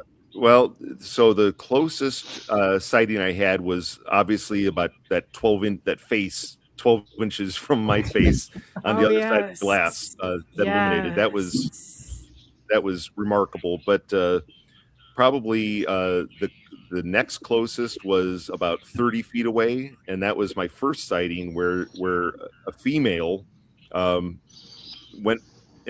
stepped behind a tree, and my nephew and I witnessed her. I saw her take that final step before she went into hiding behind this tree. Profile view. That's how I know she was a female. And I know I've had people ask me that, and I'm like, well, okay, if I have to explain that to you, your dad didn't do a good job. But go back to the birds and the bees, huh? Yeah. So but then she, because it was such a steep hill, she actually put her hand on the side of the tree, and that hand stayed visible for 3 minutes, long enough that the night vision scope, I passed it back and forth between my nephew and I, and it was remarkable. I always tell people the fingers were like ballpark francs, right? And the IR light was reflecting off the fingernails, and they were not manicured. They were very chewed and, rough. I'll put it that way. But in that light breeze, the hair hanging off the forearm was just slightly moving in the wind, and it was that was really remarkable. But then when she put her arm down, then I couldn't, we couldn't see her anymore. So I sat down and I tried to talk. I clacked some rocks. And there was nothing, no response at all. And but then I started getting a little nervous because I had my 12-year-old nephew with me, and I thought my sister-in-law would never forgive me if he was eaten. So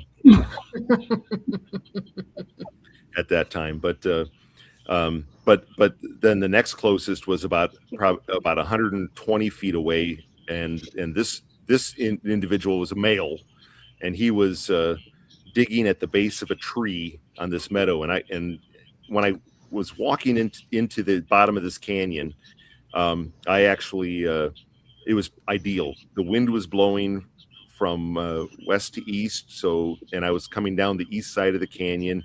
You know, any scent that I had, you know, would have been not in the canyon. And, you know, when I stepped down on the canyon, I see movement off to the side, and here's this Sasquatch digging at the base of this fallen tree. And it's crouched down, its butt's almost on the ground, its knees are up, right? So it's digging in between its knees, and as it's digging, it suddenly goes and looks at me across. So what seemed like probably, you know, a minute of staring at each other was probably only about 4 or 5 seconds, you know, but it was just seeing the face, you know, and dark gray skin, dark eyes. Actually, Sibylla did draw that one. Sibylla Irwin did draw, you know, that sighting for me. But with that, it leapt up, and its very first step was later on when I went back over there and did measurements, was 6 feet away from where it had been crouched. So imagine something that looks like a tree stump initially erupting into 8 feet tall. And its first step is 6 feet away from where it was in a crouched position. I mean, wow. The physicality was unreal. And then the other thing I wanted to say, as it leapt up, you know, you know, it was consistent darker gray skin, reddish brown hair, but I will tell you that the grayish skin was very consistent, and Sasquatches are not circumcised. So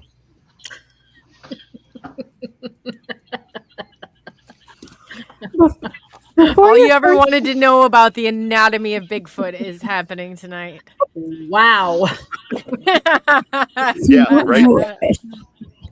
Can you say yes, teacher? Yeah, exactly. Yeah, yeah. And if you have to ask me, you know, how did you know it was a male? Yeah, once again, you failed. Didn't you say you had a black eye? Oh, no. Sorry. I'm sorry. It's bad. God, Cindy. You know, Oh my God. Excuse me. what's funny about that, when they, like Carl was talking about, when they stand up and step like that, they can be stepping there like a stump, and it's just so smooth for them just to stand up and go. You don't know how they do it, because there's no way that we can stand up like that so smoothly. Well, and we always make all kinds of noises, and you know, our bones snap, crackle, pop. Yeah. These cryptids, it's almost like they're floating. Oh, yeah, it's just one fluid motion, just up and gone. Mm-hmm. Yeah, and that was my 6th sighting with that one. But my 2nd sighting was in Arizona, but it ran along a ridge line for a distance, and you know, all the trees up there. So I caught a glimpse of it, you know, as it ran in, you know, along this ridge line, but it was backlit. And I always tell people, I'm like, the orange brown hair. Now it very well could have been the same individual, because this was probably less than 1,000 feet from where I had my 6th sighting. But and it was a male. It was large. It was impossibly large. But when he ran so smoothly along that ridge line, and as he ran, his hair was not matted like, you know, you see a lot of TV commercial Bigfoots and stuff. That's because he uses Aquanet. Absolutely. Yeah, I think you're right. No, but the hair flowed. I always say like a L'Oreal commercial. You know, just the hair was just flowing, and it was, and then gone. I mean, it was, you know, 2-3 seconds of sighting, you know, as it ran, but the smoothness of that run, just, and the speed of which it took off. It was at that point during my 2nd sighting, I said, you know what, they could take me anytime they want, and they don't. So don't worry about it. And that was my attitude. You know, I was like, there's no combating that. So you just deal with it, right? If they want me, they're going to take me. So there's no car door, or no house wall or door going to stop them if they want you. Right. Oh, that is absolutely true. You know, that goes all the way back to the Ape Canyon story. So if I put my hand up and say stop in the name of love, that won't work? Depends. That's only if you have backup singers. You gotta wrap Lori up in a taco shell or something. Dude.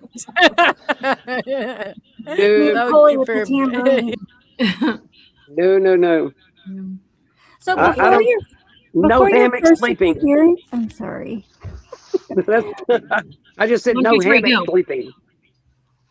Before your first experience, were you like searching this out or looking for them or a believer, or was it the other way around? Yeah, so that was interesting. So as a kid, my dad had a subscription to Argosy magazine, and so I remember when that February 1968 edition came out, and the title said, California's abominable snowman on the cover, and it had pictures of from the Patterson-Gimlin film in there, and I read that I don't know how many times, where I was just like, wow, but of course in my mind I'm thinking if they exist, they're in Northern California or Oregon or Washington, and that's about it, right? Mm-hmm. But I always believed, right, possibility, right? I was always a curious kid, and but I didn't do a lot of, I wasn't going in depth, but I did see as a double feature in the movie theater, actually, with Star Wars, they actually had In Search of Bigfoot with Leonard Nimoy, and that kind of reignited me a little bit, where I was like, it's a possibility, and yeah, exactly, and so I, but then fast forward to 1982. I was camping up on the Mogollon Rim in Arizona here with two friends. We had a inflatable Zodiac boat that we and there's no motors allowed on that lake, and so we paddled it across the lake and set up camp, and 3 guys in a tent. Actually didn't have any beer with us, believe it or not, but. It was that was too much stuff to carry in the boat, but we went out there, we fished for a little while, and then cooked some dinner, and then went to bed. 3 a.m, something howls so loud, and of course at 1982 that you didn't have subwoofers, but that's the way I equate to it now, where it felt like a subwoofer strapped to your chest. It was just so close and so loud and just so long, and it woke us up, shocked us awake. We poured out of the tent in pitch black darkness. And of course, at this time, we only had the Coleman lantern with the little mantles in it, and have LED lights and all the great stuff we have nowadays. But there was no time, right? This was fight or flight type of reaction. And we were trying to decide, do we just jump in the boat and paddle out to the middle of the lake? I don't know what the hell that was, and finally, we convinced ourselves that must have been it must have been maybe a large coyote or something. It was like we ended up going back to bed. Well, if I fast, and then I had hiked and camped all over Arizona, and there was weird things that happened. Like I'd wake up, and I thought there was pine cones falling on my tent all night, and I'd wake up and there'd be a pile of rocks, that were all down at the base of my tent. I'm like, what in the world? It just strange things, right? But 2008, I'm sitting on my couch watching TV with my son, and a Messing with Sasquatch commercial came on, and it was the one with the hitchhiking Sasquatch, where they're like, "Hey, buddy, want to ride?" And they keep pulling forward until Sasquatch finally grabs him and yanks him out of the car, right? And I'm laughing my ass off. And my son said, who was 16 at the time, said, he goes, he's not laughing. And I said, "Oh, that was hilarious. Why aren't you laughing?" And he said, "Well, it's not based in reality, and they, and I said, "Well, how do you know it's not real?" "Oh, they proved it wasn't real." And I said, no, they didn't, and I said, what about the Patterson-Gimlin film? And so we got out the laptop and we did some searching, and finally I said, in 1982 I had a weird experience camping with this howl, and so I actually went, the first, he goes, come on, in Arizona, Dad? And I said, I don't know. I said, let's look. So I Googled Arizona Bigfoot, and the first link was bfro.net. And went out there and we read some of the reports, and then I saw a link to the Ohio Howl. And when I played the Ohio Howl, that was the second time in my life that I had heard that howl. Certainly not the last, but I and the hair stood up on my arm, and he saw that, and he's like, wow, well, maybe there's something to this. And I said, look, they got an expedition in 3 weeks. Let's go. And thus started it all. That's awesome. From an argument to findings and a whole lifetime of experiences. That's awesome. Well, I've always done that, right? If I don't know something, I'm going to learn it, right? If you don't learn something new every day, it's a wasted day. That's a good point. Yeah. So that's very true. But, that is true. You gotta keep, on it. And so Carl, but it's kind of like there's that argument you have to believe it to see it, or do you think that part of you was already there when you were opened up to it? I don't know if you kind of followed some of that or not, but yeah. I mean, I think it certainly helps that you don't just write off everything. Like I've known people that actually have had sightings. They've described them to me and stuff, and then they're like, yeah, I'm still not sure what it was. I think it was probably a bear, and that's their safe place, right? They want to go back in their box. They want to put the genie back in the bottle, right? But I know somewhere along the way they're going to think back on that and go, no, I experienced something special, right? And I see, absolutely, I see the question there about Yowies mimicking other animals, and I've absolutely heard them mimicking. I've heard them mimic dogs, and that was pretty funny. And that was out on Long Island, and it tried to mimic a dog, and it was the worst dog imitation you ever heard. But no, I've heard them mimic crows. In fact, I've got a recording from the cell site where they were mimicking the crow, and the crow kept answering back, and then they kept trying to fine tune their mimicry. It was really interesting. But wow. Yeah, no, that's absolutely amazing. You've had some amazing encounters. I can't wait to see what that blood comes back as. That'll be interesting to find out. I am waiting myself. Wow. Come back on and be on the panel so we can investigate it further. Oh, absolutely. I look forward to that. That's Don't awesome. tell anyone else first. No. I told him this a while ago. He's already. I said, well, then let us be the second people to cover this. Yeah. Well, we're Pop's panel. We are extremely important people. Well, absolutely. Yes. Don't you know who they are? These are some of the great right here. I'm telling you, they're a fun, amazing group. Oh, stop! No, go on. Well, Stop it, don't. Yeah. I was going to say, and next week I'll probably be at least maybe 1 or 2 nights out in the woods, out in and around probably Alton, Illinois. So I'll be there for work, and I'll make my way. I'll make that way up maybe to the Pierre Marquette forest up there. So that's a beautiful forest. Oh, absolutely. Have you ever get video when you're out there, or stream when you're out there, Carl? In most the areas I go to in Arizona here, there is 0 bars. In fact, you have to drive almost 2 miles probably to what I call internet point on the rim in order to get some cell service. But I wish I could live stream it, but everybody always tells me, well, get Skylink here, and I'm like, portable Starlink. Yeah.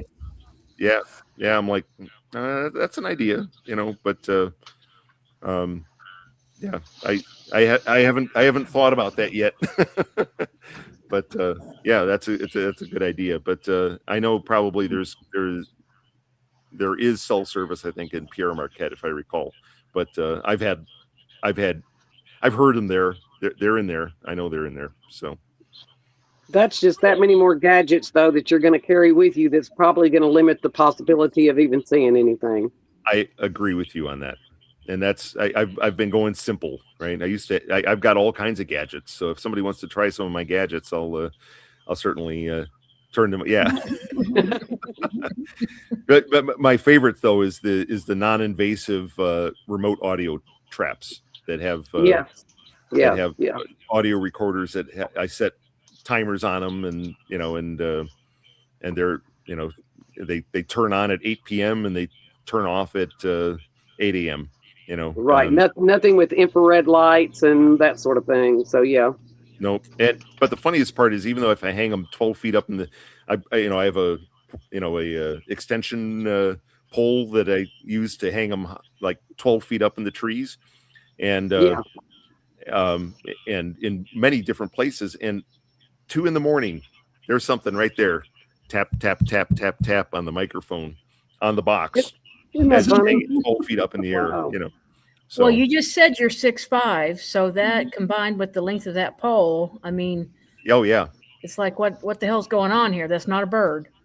No, not in the middle of the night. And and I've got 37 inch arms, so try finding those shirts. It's tough, but I used to play 2-man sand volleyball back in the 80s. So kind of professionally on the beaches of California and Arizona, and not beaches in Arizona, but certainly the sand courts in Arizona. But or hey, at least you're getting something though. That's better than nothing. I mean, even the tap tap tap would be really interesting. I would be thrilled just to get that if I put my recorders out. So at least something.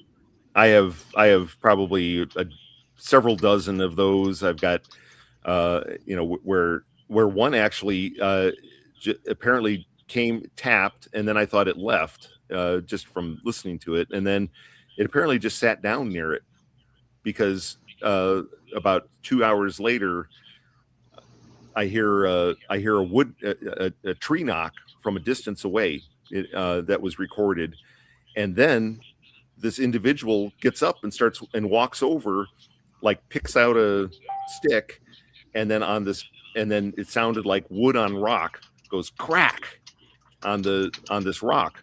And when I went to go pick up the recorder and listen to that, I went back over there after I listened to it back at camp, and I was like, I went back over there, and sure enough, there was a big flat rock that was not a distance away, and there was a fresh piece of wood that was just smashed on that. But cool. Yeah. Well, I guess we could go back to the olden days, with the cameras that you can just walk around, like the Patterson-Gimlin films, you know. Yep.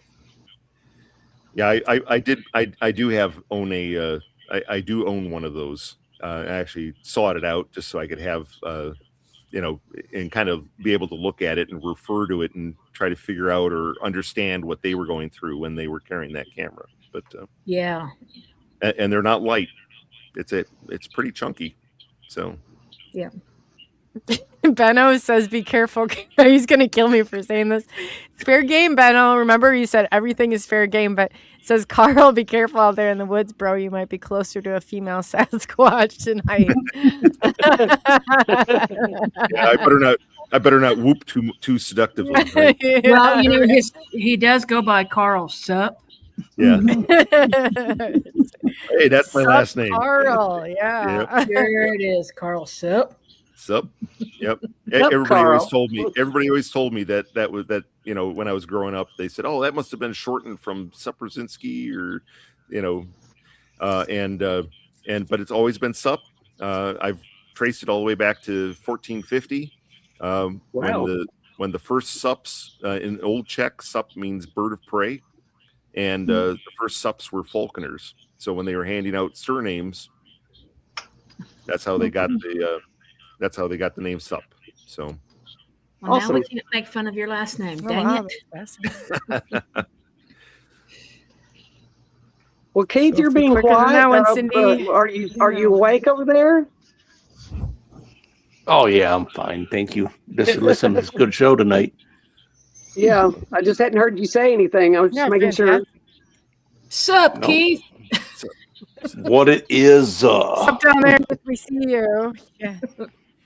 You know, Yeah, it's- and Carla, I love to thank you so much and for coming out. I don't know if I know Keith, did you have stuff that you wanted to talk about too with I know you think Pop said or something. Did you have some updates on the cryptid stuff? Oh, we're good. I'm actually enjoying the show. That's why I'm not talking too much. So Okay. No, I do too. I just wanted to make sure that I thought for some reason I thought that you had an update or something else you wanted to. I didn't want to forget about it. oh no, not. Yeah, go ahead, Gary. Keith got something more to tell us, but we'll do it on another show. And like he said, listening to Carl has been a trip tonight.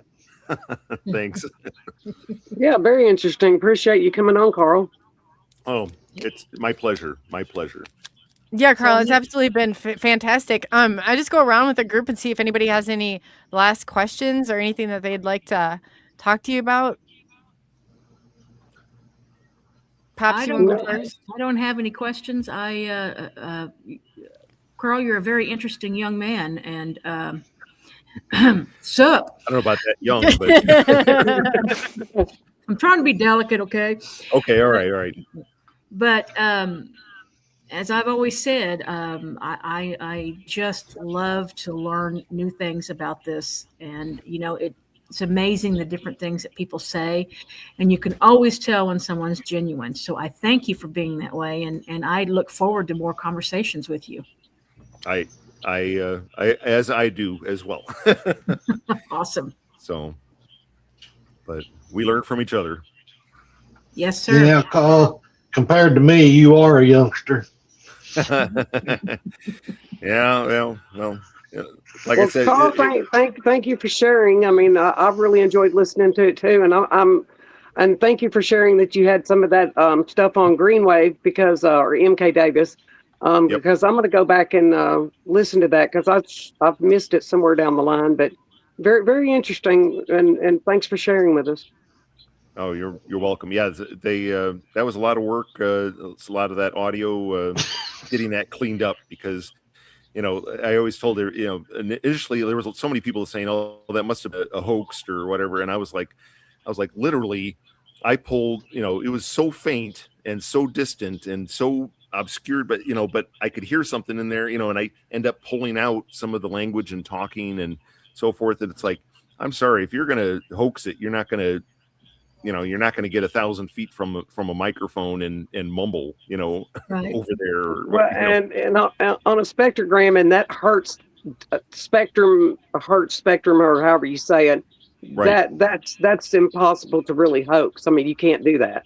Absolutely. So that's interesting, and I'm into the frequencies and all that kind of stuff. So that would be, I really can't wait to go back and hear that. Oh yeah, no, and that's I'll let you. I'll let you listen to that copy of that of the Infrasound. Sorry, I don't have it here for all the listeners, but you can just email it to us. So is the part taken out that would make you sick, or are we all going to get sick? And no. In fact, the clip that would make you sick, I have that in a separate thumb drive, and the file is actually labeled hazardous on it. I would like to do that. For some reason, I want somebody to try it out. Is that terrible or what? Okay, Coley. I volunteer. You're the guinea pig. The other researchers, I actually sent that clip over to them, and they said when they played it, they got sick as well listening to it. And wow. And one of their dogs actually went absolutely nuts when he played it, even though you couldn't hear anything, right? Over his speakers. He didn't have it on, he just put it on his speakers off his computer, and his dog went absolutely nuts. But wow, that's cool though. That's really cool. Yep. So the one that I'll send is defanged. So. Okay. Well, no, I want to hear the whole thing. I want to see what kind of sick. See, Cindy's got on board with this. I want to puke in the bucket a couple of times and then call you and say, now let's analyze this. Yeah. Why is it? There's always a couple of us in the group, but that's the first thing I thought. I thought, man, I want to compare the curious two. about this one. Yeah. Yeah, you always have one loose screw, and there it is. So we got two of them here. Yeah. Oh my gosh! We try to keep things light on this show because we're all creatures of God. So, you got to spread the wealth. Absolutely. That's right.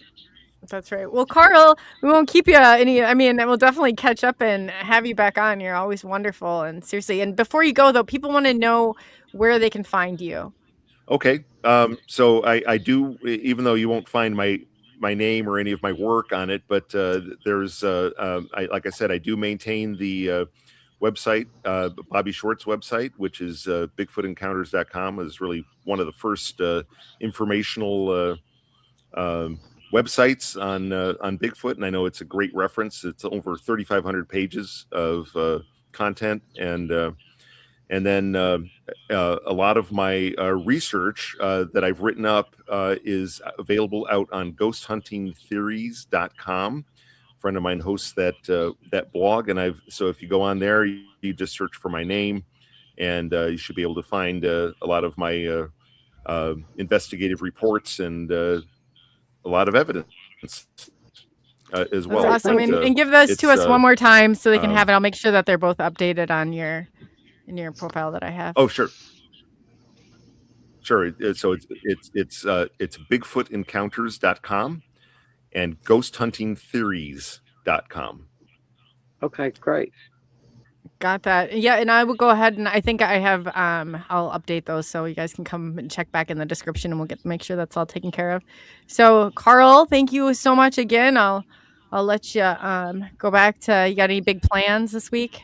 Anything exciting going on? Just trying to get through actually teaching a class for work, and then I'm off to St. Louis for a week of work there. So continuing my remote Bigfoot work as I mix work and pleasure.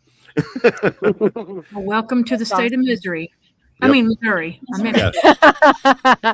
And if you're ever in their territory, they're up by the LBL. Well, you guys get around quite a bit, but definitely you should go out. This is a great group. I go to St. Louis all the time with Martha. Martha says hi, everybody. Hi, Martha. Hey, Martha. But Martha's my best friend, so she's in there. Safe travels. Yeah, safe travels out there. Yeah, be careful out there and keep us updated on all of your encounters and findings because it's very fascinating. Oh, yes, it is. I absolutely will. Awesome. Thank you, Carl. That was awesome. Carl is, he's definitely amazing. I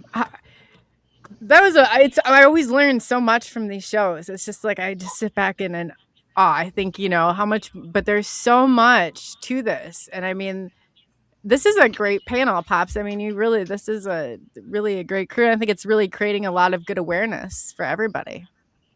Well, that's what it's all about, is to let people know what's going on and show that they're not all bad, that there is a lot of good in it. And that's the main point. We want to get across, that and respect. Mm-hmm. And that's true because there's so much of that and everybody wants to jump on the fear narrative, but you've really kind of opened a lot of eyes. And to hear, Carl say the same thing, and I've heard you kind of echoes, when I hear it, Pops, like they're just like you and I. They're just, they're just a different, type of person, or I don't know how you worded it so many times. I mean, you've really gotten that across. So I think that's amazing. And for people who don't know, Pops has an unbelievable connection with them, and he's been watched over, and your family has been watched over. Yeah, they're, the way I say it, and I'm not the only one, there's a lot of people believe it, they are a people just like us, just a different race of people. Yeah, look how many races. Well, look how many races there are. They're Asian, Japanese, Americans. I mean, we all come from somewhere else at some time. Native Americans, they are just a different race of a people. Forest that's- people. Yeah. Yeah. And That's really I've solid stated enough. over and over, if I could, I'd be right out there with them. I'd rather be out there as living in like we do. Technology has ruined us. Mhm. At one time, we had all the same gifts that they have, the same abilities that they've got, but we've lost it all because we've been dumbed down to technology. Now shut up. I'll get off my high horse. No, when you say that, Pops, do you No, think I that agree. technology is a threat to them? Like that AI may, pose some even more complicated issues for them, like such as locating them or making it a sport? Or It's definitely a big threat to them. And what it's boiling down to is they're watching these AIs, and then they see this AI picture of a Bigfoot taking a woman out and kidnapping them or killing somebody. And it's all AI, but the people that don't know don't believe. They believe it. They're not investigating what really happened, and they don't even notice that it's AI, even though it's got to be marked as AI. But they believe that, and then they go spread the word, and it just causes more fear. yeah. Yeah. Well, your brain can't, if it's real enough and it looks real enough and AI is there, your brain can't distinguish when it records it between the two. If we really think about it, this could be getting really ugly at a certain point, but it can't distinguish the difference. So we record it like that. We can obviously logically say, okay, this is this and this is that, but our brains record it totally different. That's right. And that's why I've told you before. That's why I have started coming on the shows, just to spread the word that they are not all bad. There is thousands upon thousands of stories of them helping people. Because they come look in your window don't mean they're being aggressive. Because they're throwing rocks or sticks doesn't mean they're being aggressive. They are just telling you that you're in their territory, and you didn't respect them by telling them why you were there. Always let them know why you're there. I even carry. I don't go anywhere without carrying. But I tell them it's not for them, and they still come around the camp. Look, and I did mess up this last trip and take a picture. That's the first time I've actually tried to take a picture and did it. But you were forgiven. I was forgiven for doing it. He didn't like it, but he forgave me for doing it and said it was okay. I just got excited, and I had the opportunity, and I took it. But I'll probably never try to get another one. It's all a learning experience for everybody. I've always said it is, nobody is an expert. I don't care how they label you. You are not an expert. There is always room for improvement and always room for learning. And if we don't come together and try to talk about things and don't badmouth people, it's just because one person says, oh, that's a bunch of crap, doesn't mean that this other person doesn't know what the heck they're talking about. So I think everyone, there's quite a few people in chat that says, we've got to be respectful. And that's the key word, I think. They're all cryptids, all people. Be respectful. Yeah, 100%. Dogman's just another race of people. Mm-hmm. And as I said a while ago, I would have been gone a long time ago. So would a lot of other people I know if Dogman were as vicious as people claim they are. They're not, people say they're snarling at you, no, they're smiling at you because they know you're scared and it tickles them. How does a dog smile? A dog smiles by showing his teeth. They're doing the same thing. That's all they're doing is smiling. Because if they want you, there's nothing going to stop them from getting you. I mean, nothing. Mm-hmm. That's right, Nighthawk. It's called a walking in beauty, and it's true. Yep. When you said that before, I was like, oh my God, he's right. You know, you're out there like no door, no lock is going to stop them if they want to come No. in. I mean, clearly. You know what's interesting about this stuff is that it's very profound to listen to people's incidences and listen to them talk about it and share their experiences. And I think everyone on the panel has had an experience of one thing or another throughout life. No matter, I mean, it doesn't have to be, cryptid wise, but I mean, you've had some sort of experience that has kind of grabbed you by the ears and say, listen, pay attention, you need to feel this. And I think that's what's happening more and more is people are opening up their minds and they are trying to experience what's going on and trying to figure out, what are these things? Just like those things are trying to figure us out. That goes back, it's a full circle. I've got a quick story that I haven't told yet. We were at Dogman Ranch. I can't say where it was at. It's privately owned property. And there were several of us there walking around in the night. And I knew there was dogmen around. I could feel them. But we were walking towards a tree. We saw something over there. He couldn't figure out what it was. So everybody else stopped, but the landowner and I kept walking. We got about 30 yards from it, and we both, at the exact same instant, stopped dead in our tracks and said, it's pure evil. And we didn't turn around. We started backing out of there. We had walked up on a portal, and you could see and sense the pure evil inside that portal. The landowner and myself was right there side by side. And the next day, we went back over there during the day to that exact spot, and you couldn't see the portal that day. But that night, you could see the portal, you could see in it, and you could see the pure evil in it. Everybody backed off out of there, and we left that area for that night. Wow. That's what I'm saying, though, is the dogmen were there, and they were keeping us from going in there. They're the ones that told us that was pure evil, not to go any farther. They've Wow, so actually you saved think it our was life there there twice. as a safety mechanism? Yeah.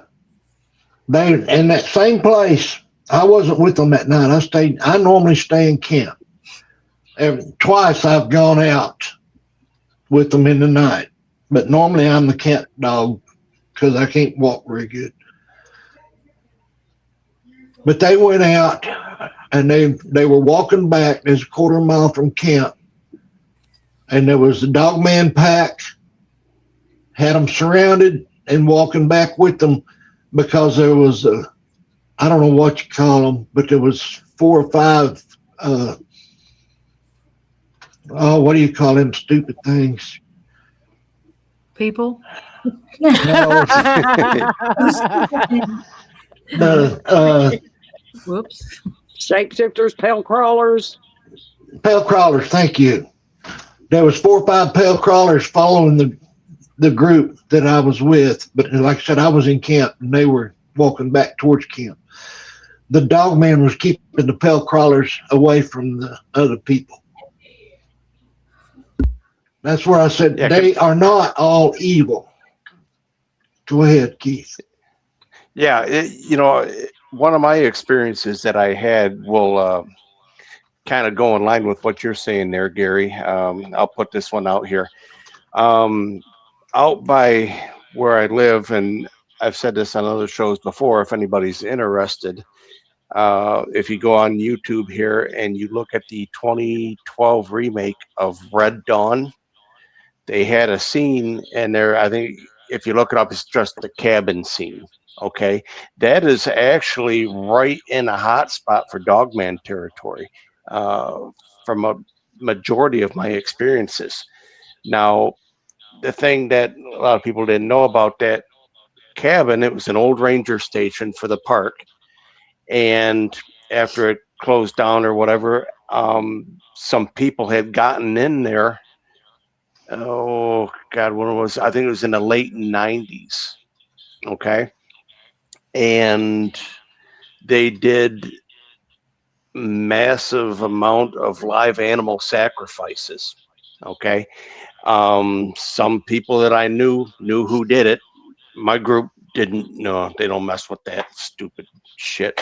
But yeah, some people got in there, did live animal sacrifices, played with the Ouija board, did the whole nonsense thing, and they opened something up in that place. Okay, something came out of the wall, and they left.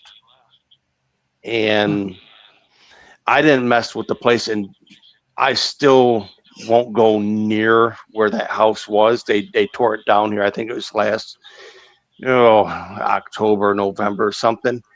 But I think it was, what I have to think about that. It was probably about 10 years ago or so. I had gone up near that house, and I had gotten hit from what I would say was infrasound from behind. Instantly, dry heaves and everything like that. And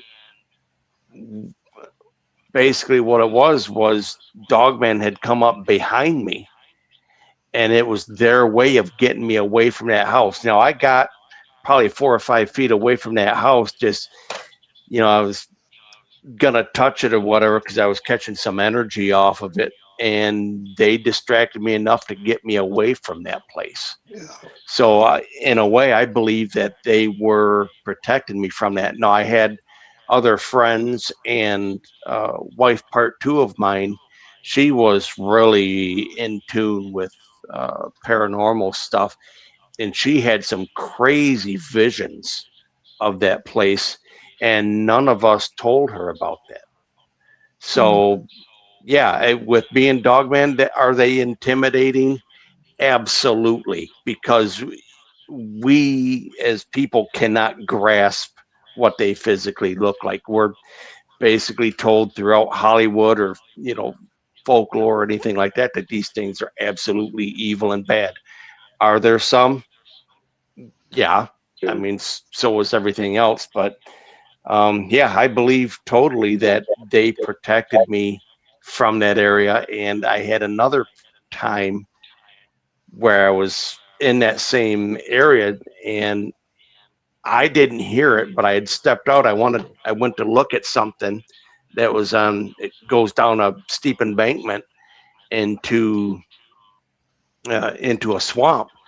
And I was getting ready to climb up over the guardrail, and I didn't hear it, but something told me to stop. When I got back into the car, the person that was with me, she said, "Did you hear that growl?" I'm like, "No, didn't hear anything." And I got really good hearing. But so, yeah, I agree with Gary on that. They're not all bad. Now they're all intimidating. So take that for what you will. They're just scary. I mean, as with people, we can kind of associate Bigfoot or Sasquatch with apes or gorillas or even us to point. Dogman, that's a whole other story when you see those out in the wild. Well, and why would they trust humans? Because think about it. If you stand back from just a point of view, humans are destructive. They go out and they destroy the forest. They make litter. They don't respect the land. They chop down trees. They, so you can only imagine what they think of us. So you can't really blame them. Don't blame absolutely. Them and, I think I get away with, I get away with it. I'm still alive. So I would say I kind of get away with it going out there. That area, which is Western Oakland County here, this is where my family on my native side, we're Potawatomi natives, they're still in this area. So I do have a strong belief that my ancestors had some type of relationship with them. Now, I'm not saying it's all, hunky-dory and, sunshine and daisies, but I think they had some type of respectable relationship in the past that it carries throughout the generations. Mhm. You know, I think, you know, even that they are out there, they're just taught. So yeah, now my buddy that had an issue out there, he got his ass handed to him once, but he went out there looking for a fight. And, you know, in a later show or whatever, we'll get into that. But That's what I was yeah, thinking to say, intention and your vibration of when you go out there, Yep. they know before you even get there what you're there for, and if you're there for good reason or not, that's what's going to make it to be a good experience or not. Well, yep, exactly. And I'm the same way. I'm the same way as Gary is I'll go out there and I have some type of hardware on me, and they know it's not for them. So, you know, it's for, you know, whatever the Methosaurus Rex that's out there or whatever you got to watch for. But yeah, they're cool. I mean, would I go hold hands with them or go try and pet one? No. Well, Keith, But, I don't know if you all can hear me or not. My screen is frozen. But when you mentioned Potawatomi, my grandfather, my mom's dad, was the chief of the Potawatomi, and Okay. and that's through the Oklahoma branch. And some of the stories that he would tell us growing up. Now, mind you, I was small when he passed, but I just have a vivid memory of everything that he told us and taught us. But he would always talk about a lishima, and lishima means like a dog creature. Okay. And when I was learning how to speak in Potawatomi, you know, that was a forbidden word. I mean, we had to know what a dog was, but the way it was put itself out there, you know, the way that it's, if somebody has had an encounter or something on the reservation, they would say, oh, well, we don't talk about that. That's a no-no. And the evidence mounted up about these dogmen so quickly. And and to this day, I have not seen a dogman that I know of. But I could always remember my stories that my grandfather would say. And especially it was kind of weird because in our tribal, when we would have tribal meetings and we had to wear the regalia, every single time we had our regalia on and we were serious, no jokes aside, dancing around the fire, something weird happened. And you could see little shadows out of the corners of your eyes in the forest line. And Grandpa would always say that was like a dog. And he didn't specify grave details. He just said it was a dog and it was evil. So, I mean, yeah, I know the stories of that. And you kind of just, you know, perked my ears up when you said the Potawatomi, because yeah, that's every Indian tribe has their own idea of what a dogman is. Yeah, I had a little bit of a situation one time. I think this was back in roughly trying to think. This is, I think, roughly right around 2012, 2013. I had a buddy of mine, he said, yeah, go out there and speak this. He told me something. And I went out into that area and I said something in Native American. I don't remember what it was exactly, but when I said it, the woods and stuff went freaking insane. The energy changed. It was almost like if the woods could come alive and just remove me from the census list, it would. And I went back to my buddy and I said, what did you tell me to say? And he told me what it was. I said, what language was that? And he said, Lakota Sioux. He said, because he was Lakota. And I'm like, what in the world? Why would they go so mad? And then I didn't put two and two together, but I guess at some point, Lakota and Potawatomi may have had some type of beef with each other. I don't know. I never really bothered to look into it as far as the historical end of it or whatever, but I didn't do that anymore. And then when I went out there again, I said something in Potawatomi, which is what a Algonquin dialect, I do believe. I'm not sure. I don't remember exactly what it was that I said, but it was calm at that point. So that was a pretty interesting experience. Awesome. Yeah, that's See, all that's just more fascinating. So knowledge. I guess I Supposed to learn. go ahead. I was just saying that's just more knowledge. I mean, that's interesting to hear all this. I mean, it's pieces of the puzzle being put together about all these different things that are out there. I think it's just great for all that to happen. Yeah, it comes back around to that awareness. It really is. Like I've always heard Dogman, no, regardless, that Dogman was dangerous. Stay away. You know, it's all that fear based. So I would not have known if you guys had not shown me a different side or perspective of any of this. Well, they haven't saved my life as much as the Bigfoot have, but the Dogman have saved my life also. That's it's amazing. It's a lot to take it. It really is. There's such an emotional piece to all this, and any type of experiencer you are, but it changes you in so many ways. Yeah, I see a comment on there from Larry talking about the shofar. Yeah, and that is something that we are going to. The wife and I are going to try because she actually has one up in the closet. She uses for praying stuff. Yes. A word of advice. Don't do it. Don't do it. Coonbo used to do it, and he got results that he didn't like, and it almost cost him. He put his up and will not let anyone touch it. Everybody that I've talked to that has tried to use them and have actually come out with the right notes have regretted it. Okay. Greg Howes will tell you the same thing. You ain't got to tell me 52 times, so I'm good. So yeah, what are you talking about again? I missed the first part.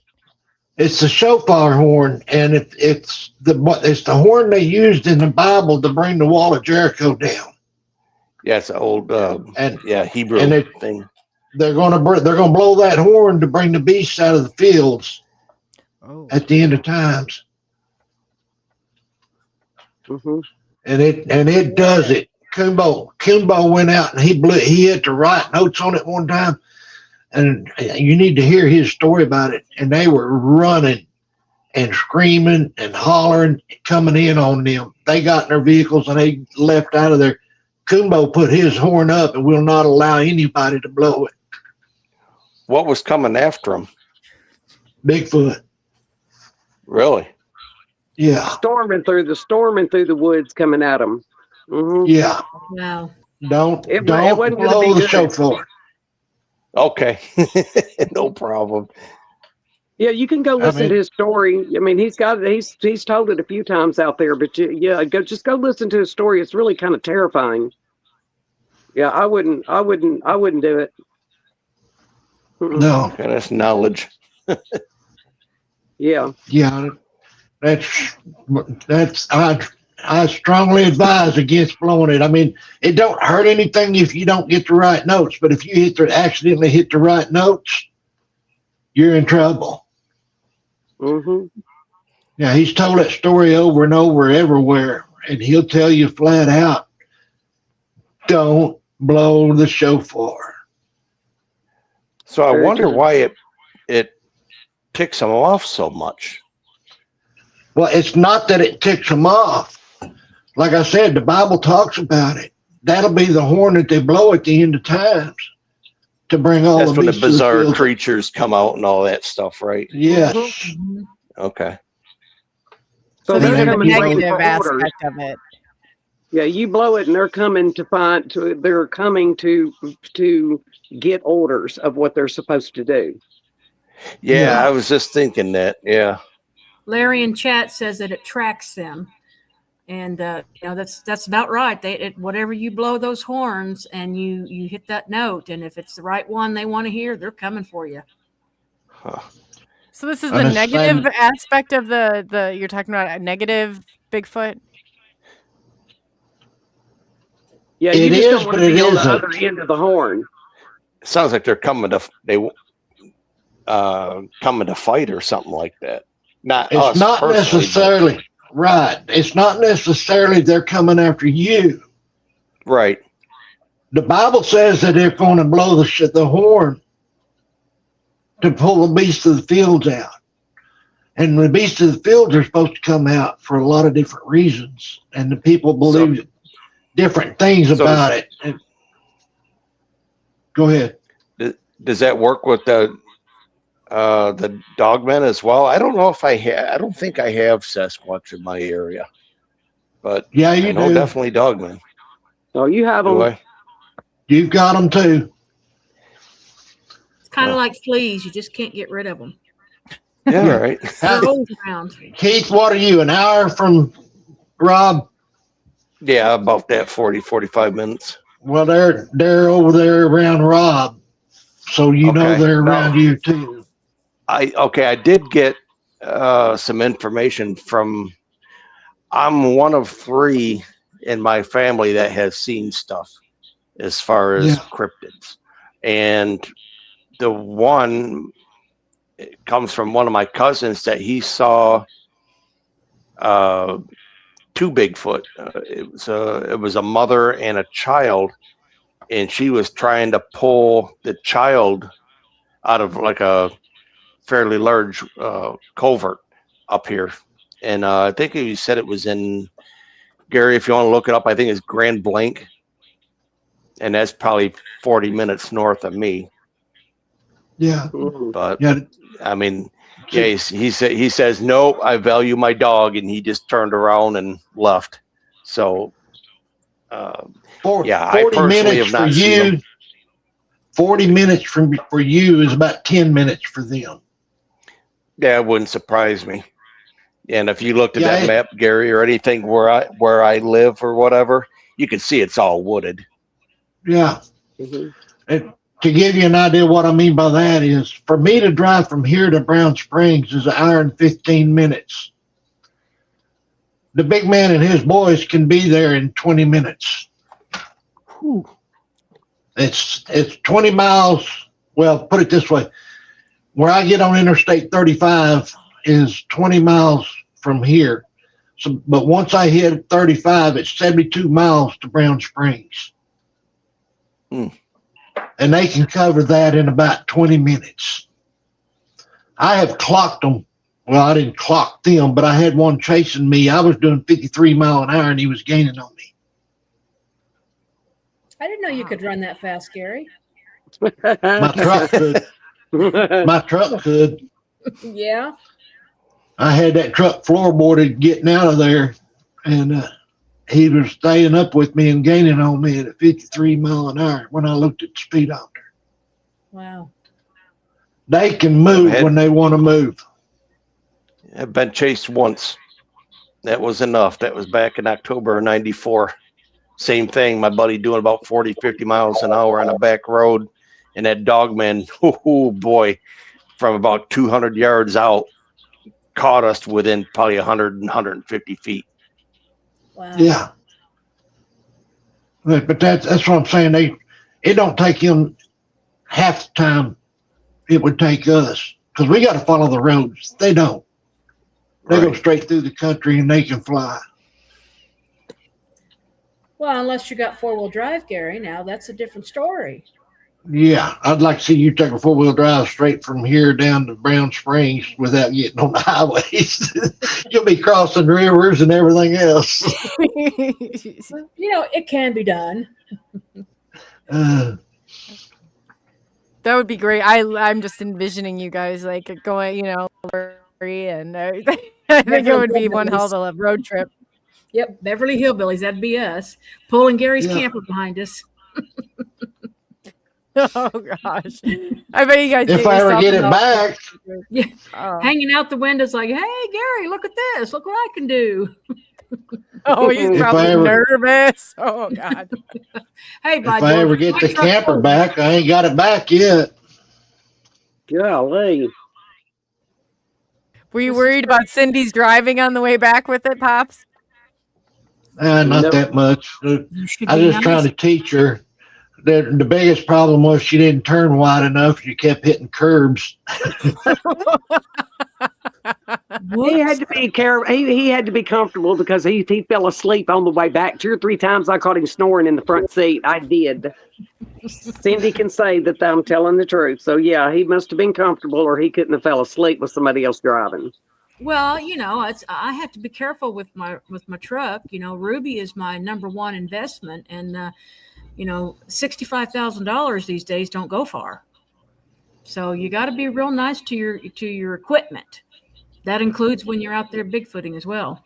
Did anybody else just see that orb fly over Coley's head? No. No, I can't see very well. I mean, 3. I'm on my phone, so everything is so small. I can't tell. I can't see anything. Is that your background lights, Coley? No, I don't have any on. It went off behind me.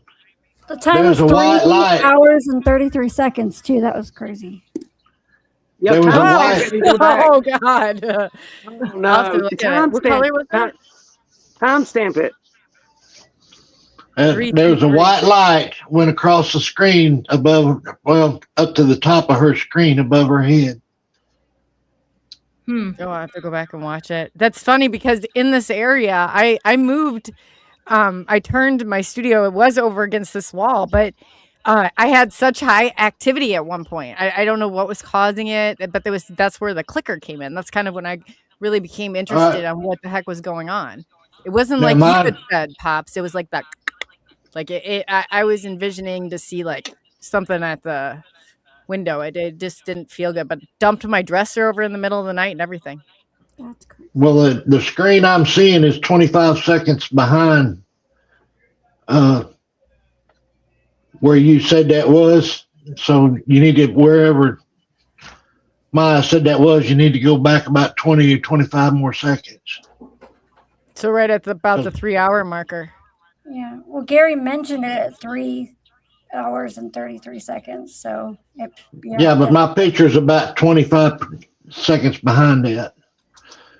My phone that y'all see me on is even, but my computer screen keeps buffering and getting behind. That was what my tablet just ran out of power and it shut off on me. But before that, it was the same thing with me. My phone was on time, but my tablet over here was behind. That's but it so went weird. off, so I don't know now. Well, hey, folks, I got to get going here. It looks like my phone's about ready to kick out. Well, yeah, we can definitely. Everybody's electronics will start shutting down. I just want to say thanks to this crew. Like, if you guys have not, why don't you real quickly tell everybody where they can find you? Each of you. Oh, me? No, nowhere yet. Nowhere yet. No, I will be coming out. I will be coming out with my channel here, hopefully in early June, first half of June. It'll be Keith's Cryptid Corner, same type of content and everything. So awesome. Really laid back, nothing too crazy. Just got to get some stuff in order and have the wife help me when she can. And then we're actually going to be putting out possibly later this year a merch line, and that will actually be the Dogman Speakeasy. That's going to be all kind of like Art Nouveau, Speakeasy, 1920s theme type stuff. It's going to be shirts, shot glasses, bar type stuff for like margaritas or Bloody Marys, that type of stuff. So cool. Awesome. That's what we got in the plan for this year anyway. Cool. So stay tuned. Otherwise, the first or the second Monday of every month, they're here, and then I'll let you go, Keith, and we'll just go one by one. Thank you for being here, and we'll see you. Thanks, Keith. Yeah, second Monday of every month, 8 p.m. Central Standard Time, 9 p.m. Eastern Standard Time, and there were 5. Who'd like to go next? Bye. No, bye. It's your birthday, Lori. Happy birthday. Yeah, that's so Thank awesome. you. Thank you. I appreciate it, everybody. Much love. Much love. Bye. Bye. We'll see you, Lori, and happy. Thank you for spending your birthday with us. That's very cool. Yes, very, I loved it. Thank you very much. Love you guys. Love you too. We love you too. Well, and there were 4. Cindy. Go ahead, Cindy. Why, thank you. No, guys, you can just catch me generally on here, or if you have any questions, you can get a hold of Pops, and Pops can contact me. I don't have a page because, I'm not that popular. But Oh, you are, Cindy. I'm on. Pop says you go around all those festivals hugging everybody. He said, I can't talk to anybody. You know, you stick your hand out there to give me a handshake when I meet you. That's not good enough for me. I got to get in close and personal. But yeah, if you have any questions or just want to just shoot the breeze or anything, I'm on Facebook. It's under Cindy Bailey. You'll see my mugshot with my mom in that picture. So hit me up on there, or like I said, go through Gary. And God bless you all. And Maya, this is for you. Mwah. Thank you. Oh, thank you, Cindy. You really are. You're such a gem. She really is.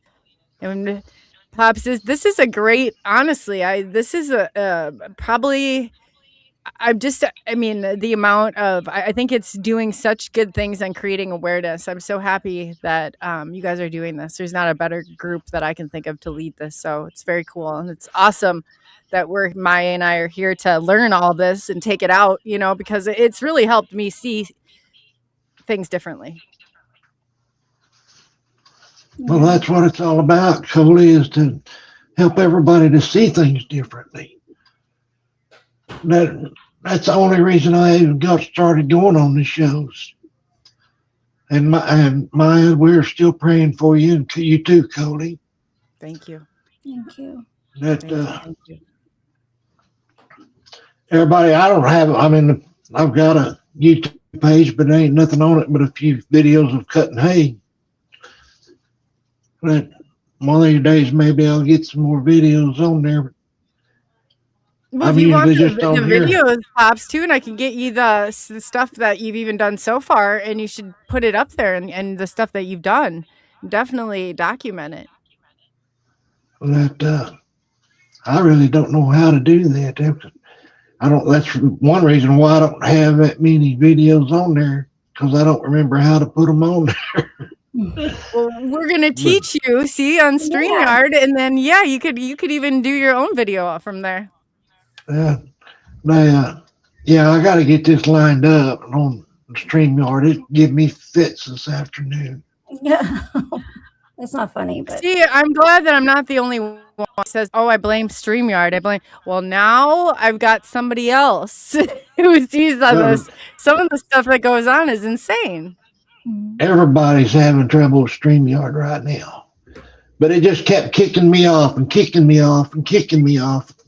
I was trying to get, I set it up to where Cindy and Lori could come on and we could make sure everything was going to work right.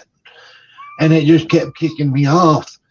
And then, as I told you when we first got on a while ago, I can't run the StreamYard on the computer while I got it on the phone. For some reason, it's echoing real bad, even though I've got it muted.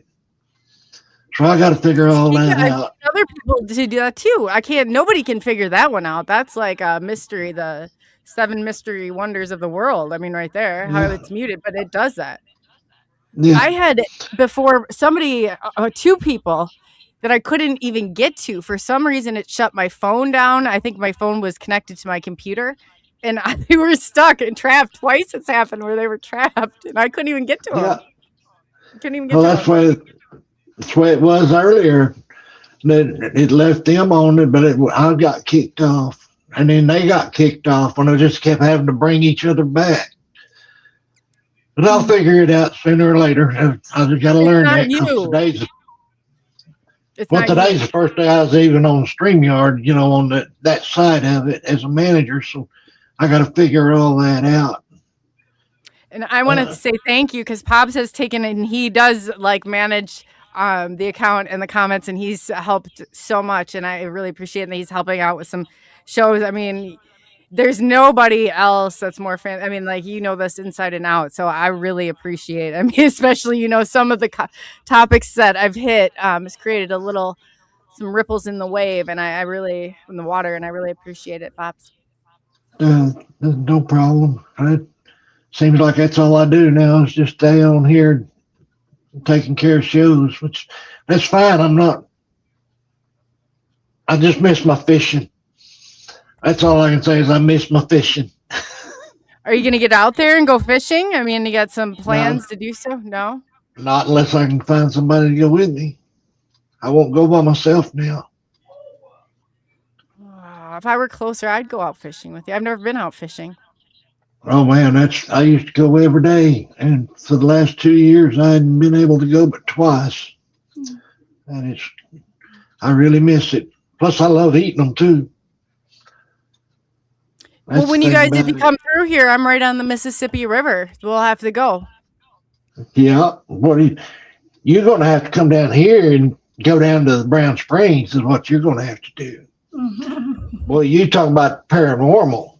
That's where you get into the paranormal at. That's right up my alley.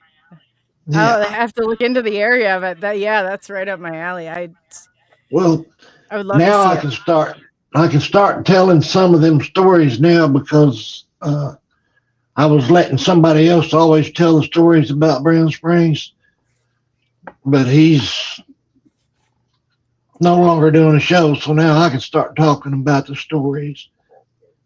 And there's a lot of them down there. I've heard of it, and I've heard of the area, but I think I know what you're talking about now. But you should. The more awareness that you bring, because it sounds, so much of it reminds me of the paranormal. Everything that you guys are talking about, I mean, just echoes through. I feel like at some point, a lot of this stuff has to cross. I just wonder how much they're aware of. Like, do they see spirits? Are they able to communicate with the spirit realm? Oh yeah, they're just like we are. That's what I said. At one time, we had the same abilities they have. And right now, they've got more than we've got because we have been dumbed down and technology has ruined us. But it's not them. They are just as spiritual as we are. They pray just like we do. And they're more in tune with nature than we can even think about being. That's true. That is very true. And it's sad that but I guess look at how we're becoming. The more that we go, we're so threatened by one another. I mean, the response of people is terrifying to me at times. Like, don't freak out. Something comes about, but we're just such reactors. Yeah. And somebody said it earlier. I don't remember if it's Carl or if I just read it in chat. What we don't understand, not we particularly, but our race, put it that way. If our race doesn't understand it, we're scared of it. And we've got to try to figure it out. We've got to go in there and hurt them and do research on them, experiment on them to figure out what makes them tick, just because we don't understand them. Well, they're not that way. They watch us and learn. They don't have to go in there and cut us up and experiment on us to see what we're made of. They just watch and learn. And that's the beauty part about them. Yep, see, I just got kicked. There we go. Now I forgot where I was at because I got kicked out for a minute. Oh, that we're afraid of them, and that our automatic reaction is if we fear something, I guess, try and destroy it. I don't know. People that are not scared of them, it's not that we understand them and know anything. We're not experts about them, but we're not scared of them because we understand why they're the way they are. Let me put it that way. They don't want to be around us because we're cruel. Pure and simple, we are cruel. The human race is a cruel person. Hi, Spiderbite. And they don't want to be around that. Just like they said earlier, people throw trash down, they cut down the trees, they destroy the forests. Every time we go to Brown Springs, I end up picking up trash for the first hour that I'm there before I even get camp set up. Wow. And they do not like that. But that's one reason why they respect me, is because I do go down there and clean up the trash. That's amazing. Yeah, we need to be a little bit more respectful. The grounds, they will respect. Yeah. And I'm losing it. No, that's true though. I mean, with anything, the grounds and how respectful you are to the area, it makes all the difference in the world. And I know I've messed around before on native, not anything. I took sticks. I thought there was something that stopped a vehicle, was going to roll off the cliff. But let me tell you, I learned, and I went back, and I didn't realize. I guess I was so disruptive, but I can't imagine people throwing trash and everything else out. That's terrible. Oh, it's pathetic.